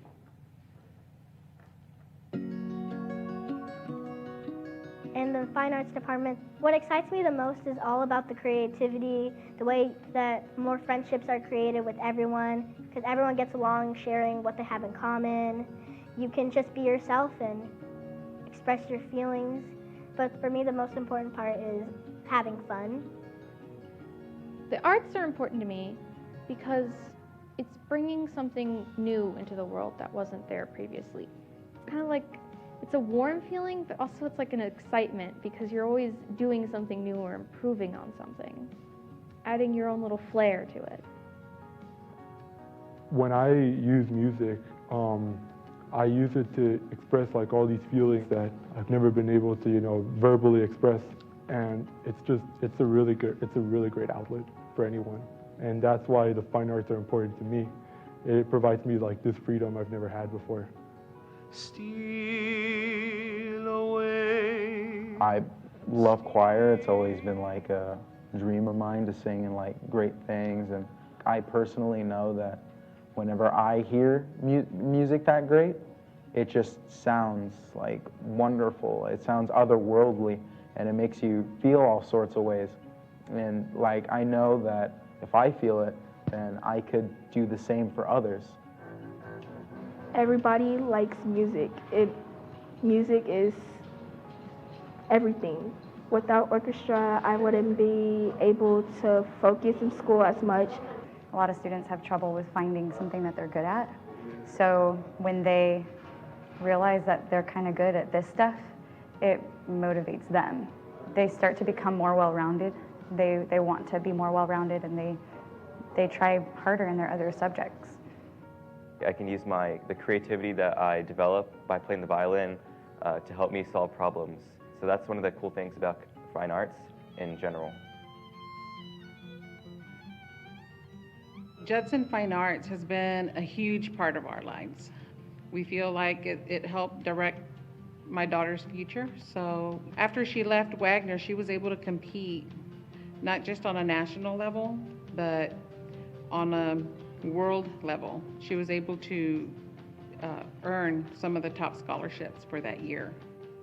A lot of these kids just don't have an outlet to express themselves, and a lot of them who are getting in trouble in their academic classes or behavior problems, like they don't have a way to express themselves. Well, for me, I'm like a dancer. I want to be on Broadway, so I always listen to music very carefully and I express it through dance. The main thing is just to have fun and express how you feel through anything, through music, dance, theater. What excites me about being in the arts is that you get to be with an ensemble and it helps you see what other people think about music. If I hadn't found music, it would be like really hard for me to concentrate on things. I just like to imagine music in my head and it like swirls around all in my brain and that's why it helps me.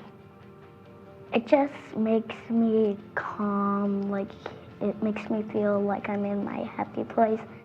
I think the fine arts in Judson is just wonderful. So it really was just like a family, and they really thought of the band moms and band dads. That's what they call it, mom and dad, you know. So, you know, it was a way for her to just have built-in friends. You know, it's always been just like a sense of family where I never had to worry about her at all. For the parents, they see their children flourishing and growing, and they find a group where they belong, especially when they move on to middle school and high school. Music encompasses everything. It is science, it is math, it is art, and it has its own language as well. And brain research shows that people who are involved in music actually have a higher intellect and score better on those tests because it does use both hemispheres of the brain and increases the intelligence. And the kids feel successful, and when you feel successful, that carries over into other areas of your life. I know for all three of my children that it definitely helped them out. They took the higher level courses.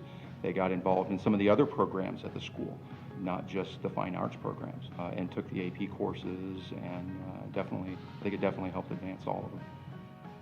Acting helps you discover different parts of yourself that you never realized and help you be able to understand how you feel. The most exciting part for me would probably be performing and how long it takes to perform, the tediousness of it all. I just love working hard in the craft. I love the process of it all. Most schools see the arts as a disposable thing. Judson doesn't see it that way. Because if you look at the test scores, and everybody talks about test scores, if you look at test scores, the kids that are achieving at the highest levels, the kids that are thinking at the highest levels, are the kids that are involved in some sort of art form. Those kids that do this stuff are more well-rounded. It's a more well-rounded education. The arts are important to me because naturally I'm a shy person, and the way I can go out there and show my confidence off is through dancing or through art or anything without like talking. So that helps me become a more confident person. They come to music or they come to any of the fine arts and they find a home, they find a place where they belong, they find a place where they're good at it, and that's why they want to come to school, or that's why they want to be with other people. The arts are the soul of every person, and if we lose that, we'll lose the soul. We'll lose the soul of the students and of the campus. It's something that they can take with them when they leave. They might not be a performer later on in their life, but they'll always know that they can play an instrument. I want to get famous, like be a famous player and be able to tell people my story, what I went through, and how it made a change in my life. It opens up so many possibilities for my future. It's really amazing the things that I've been like offered up because of this. I've always kind of wanted to pursue the arts as a career because I love creating things and making music. So I'm hoping it takes me places in life. I want to be a professional tuba player. I want to be able to perform in, symphonies and orchestras. We have some of the best programs in the state and in the nation, and they're right here. You're not going to get that at the charter school. You're not going to get that at the other schools. We are literally state and nationally recognized, and that's not just the theater program. That's the dance program, the band program, the choir program. If you look around the fine arts here at Judson ISD, you don't need to go anywhere else. This is the place. I think that without fine arts, life would be a lot more bland.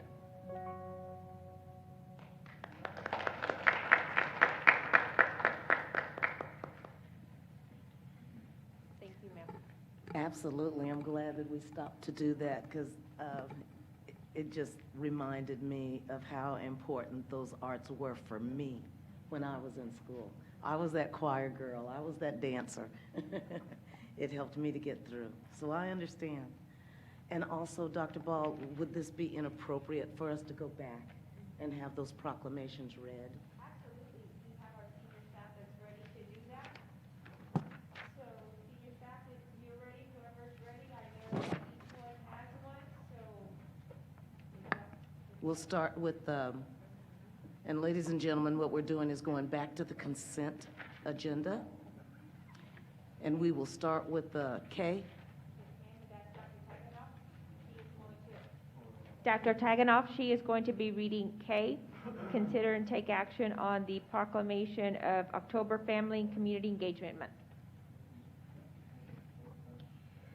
Whereas October 2020 has been designated as Family and Community Engagement Month by the Judson Independent School District Board of Trustees. And whereas families are their children's first and most influential teachers and are critical to building a foundation on which their children will thrive, becoming lifelong learners and meaningful contributors to society.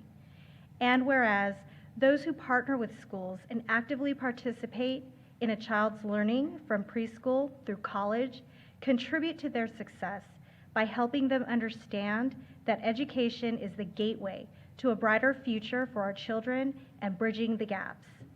And whereas it is the district's commitment that every student has access to an excellent education by establishing and maintaining effective communication between families, schools, and business partnerships within the community to work together to support children's learning by becoming meaningfully involved and engaged in the learning process.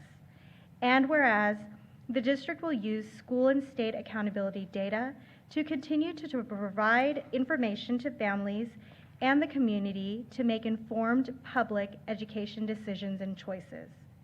Now, therefore, we, the Judson Independent School District Board of Trustees, do hereby proclaim October 2020 as Family and Community Engagement Month in Judson Independent School District and urge all to become familiar with the resources and services available within this district and to support and participate in the life of a child to nurture their creativity and individuality, enhance their productivity, and achieve success. Thank you, Dr. Taganoff. Madam President, Dr. Fields could read the next one if you're okay with that, and that has to do with Custodial Appreciation Day. Yes, ma'am. Thank you, Dr. Fields. Yes, ma'am.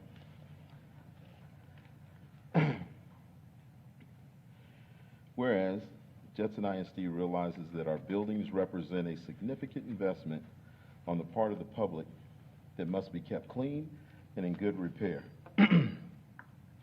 October 2nd, 2020 has been designated as District Custodial Appreciation Day by the Judson Independent School Board of Trustees. Whereas custodians are responsible for the daily care and safe operation of all facilities and buildings on a year-round basis, and whereas custodians are partners in our district who take pride in ensuring that our students are provided with a clean learning environment. Our custodians care about our buildings, teachers, and most importantly, the students. They're always there to reach out with a helping hand. Their hard work and dedication is appreciated and noticed by the staff, parents, and students alike. Whereas it is the district's commitment that every custodian is shown appreciation and thanks for all that they do for the district and the students in an effort to work together to support student learning, meaningfully involved in the preparation of the learning environment, and know that their jobs really matter. Therefore, I, Renee Pashal, Board President of Judson Independent School District, do hereby proclaim that October 2nd as Custodial Appreciation Day in Judson Independent School District, and urge all to participate with the recognition of the custodial staff within the district and to support and participate in the creative ways to thank the custodial staff at your campus.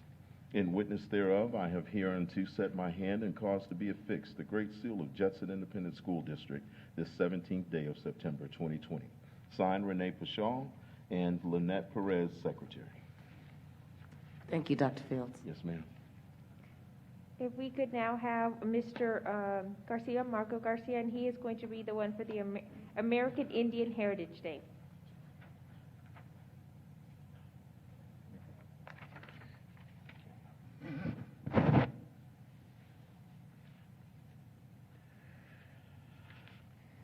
Whereas September 25th, 2020 has been designated as Native American Indian Heritage Day by the Judson Independent School District Board of Trustees, and whereas the history and culture of our great nation have been significantly influenced by Native Americans and indigenous peoples, and whereas the contributions of Native Americans have enhanced the freedom, prosperity, and greatness of America today, and whereas their customs and traditions are respected and celebrated as part of a rich legacy throughout the United States, Texas, and our community, and whereas Native American Awareness Week began in 1976 and recognition was expanded by Congress and approved by President George Bush in August 1990, designating the month of November as National American Indian Heritage Month.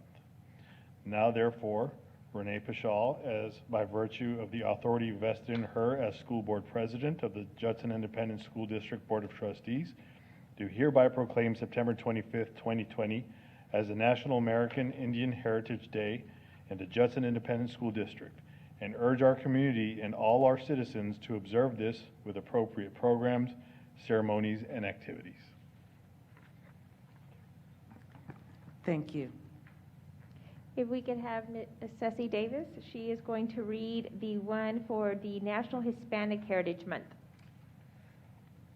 National Hispanic Heritage Month Proclamation. Judson Independent School District Board of Trustees. Whereas September 15th through October 15th, 2020 has been designated as National Hispanic Heritage Month by the Judson Independent School District Board of Trustees, and whereas the history and culture of our great nation have been significantly transformed and shaped by Hispanic Americans, and whereas the contributions of Hispanic Americans have strengthened the freedom, prosperity, and greatness of America today, as well as enhanced our bond with neighboring countries in the fight for protecting our democratic principles, and whereas their culture, customs, and traditions are respected and celebrated with acclamation throughout the United States, Texas, and our community. And whereas National Hispanic Heritage Month observation began in 1968, recognition was expanded by President Ronald Reagan and was enacted as a law by Congress on August 17, 1988. September 15th was chosen as the initial date as it serves as the anniversary of independence to many Latin American countries.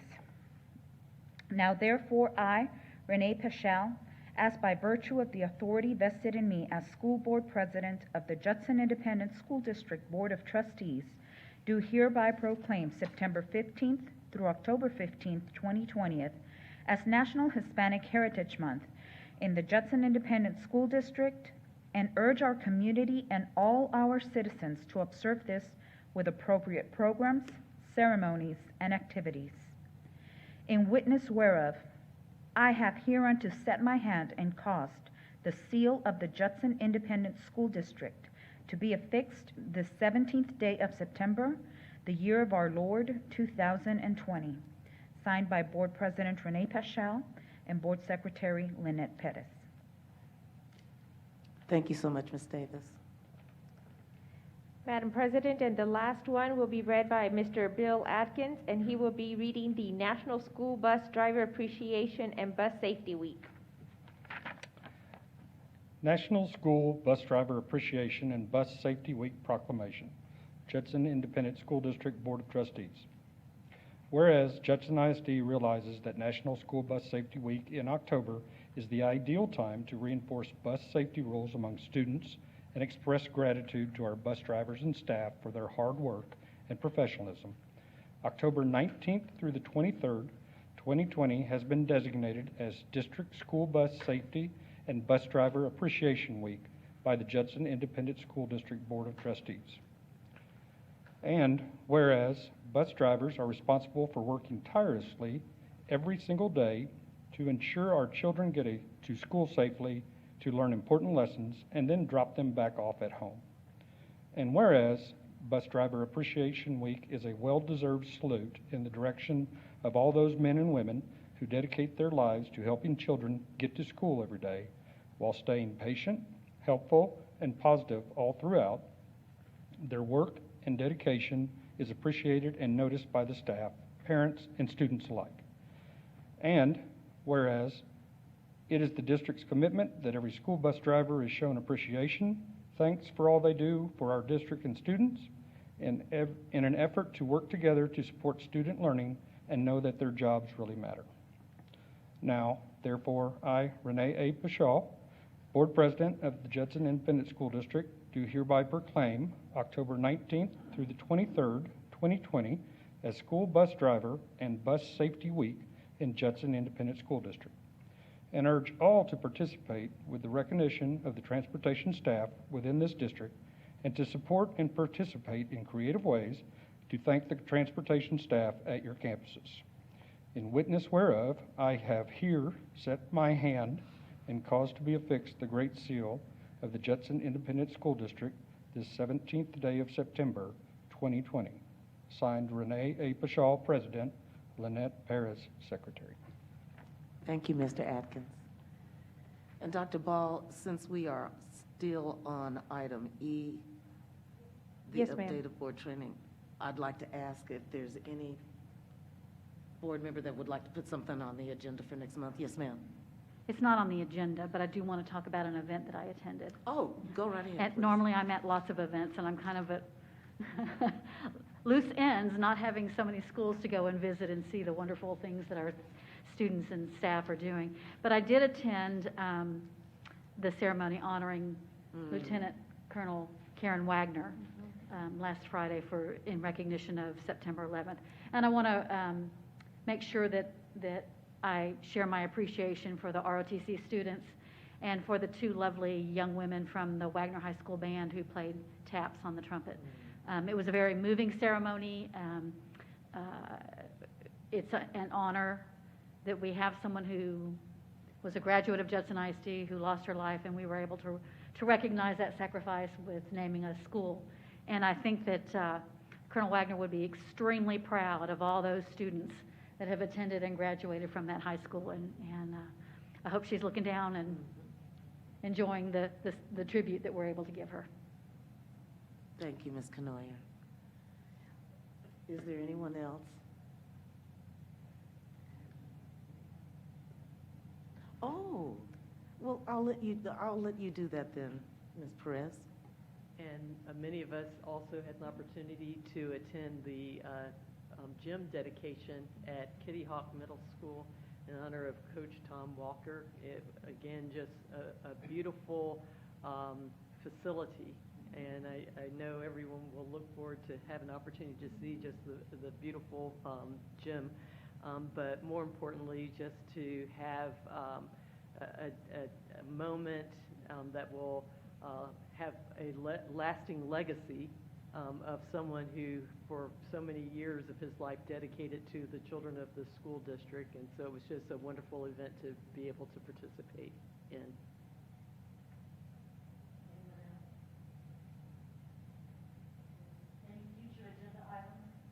Any future agenda items? No? Okay. At this time, 8:32, we will proceed into closed session pursuant to Texas Government Code, Section 551.074, discussing personnel, the personnel report, and updates including new hires, resignations, and administrative appointments. Pursuant to Texas Government Code, Section 551.071, the board will consult with its legal counsel regarding pending litigation in the matter styled Mercedes Fuller versus Judson ISD. And C, pursuant to Texas Government Code Section 551.072, deliberation regarding the purchase, exchange, lease, or value of real property, deliberation regarding real property. It is 8:32, and this time we'll go into closed session.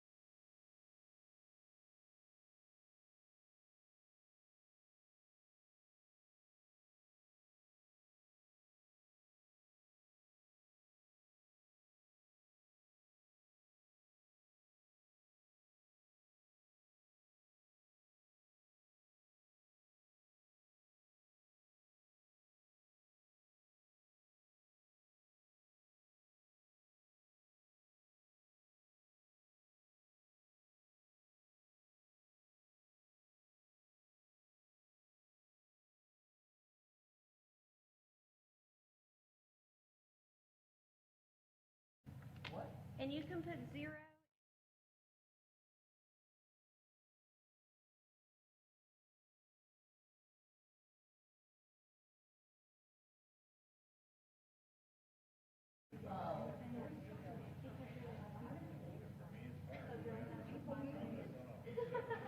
Other than this stuff here?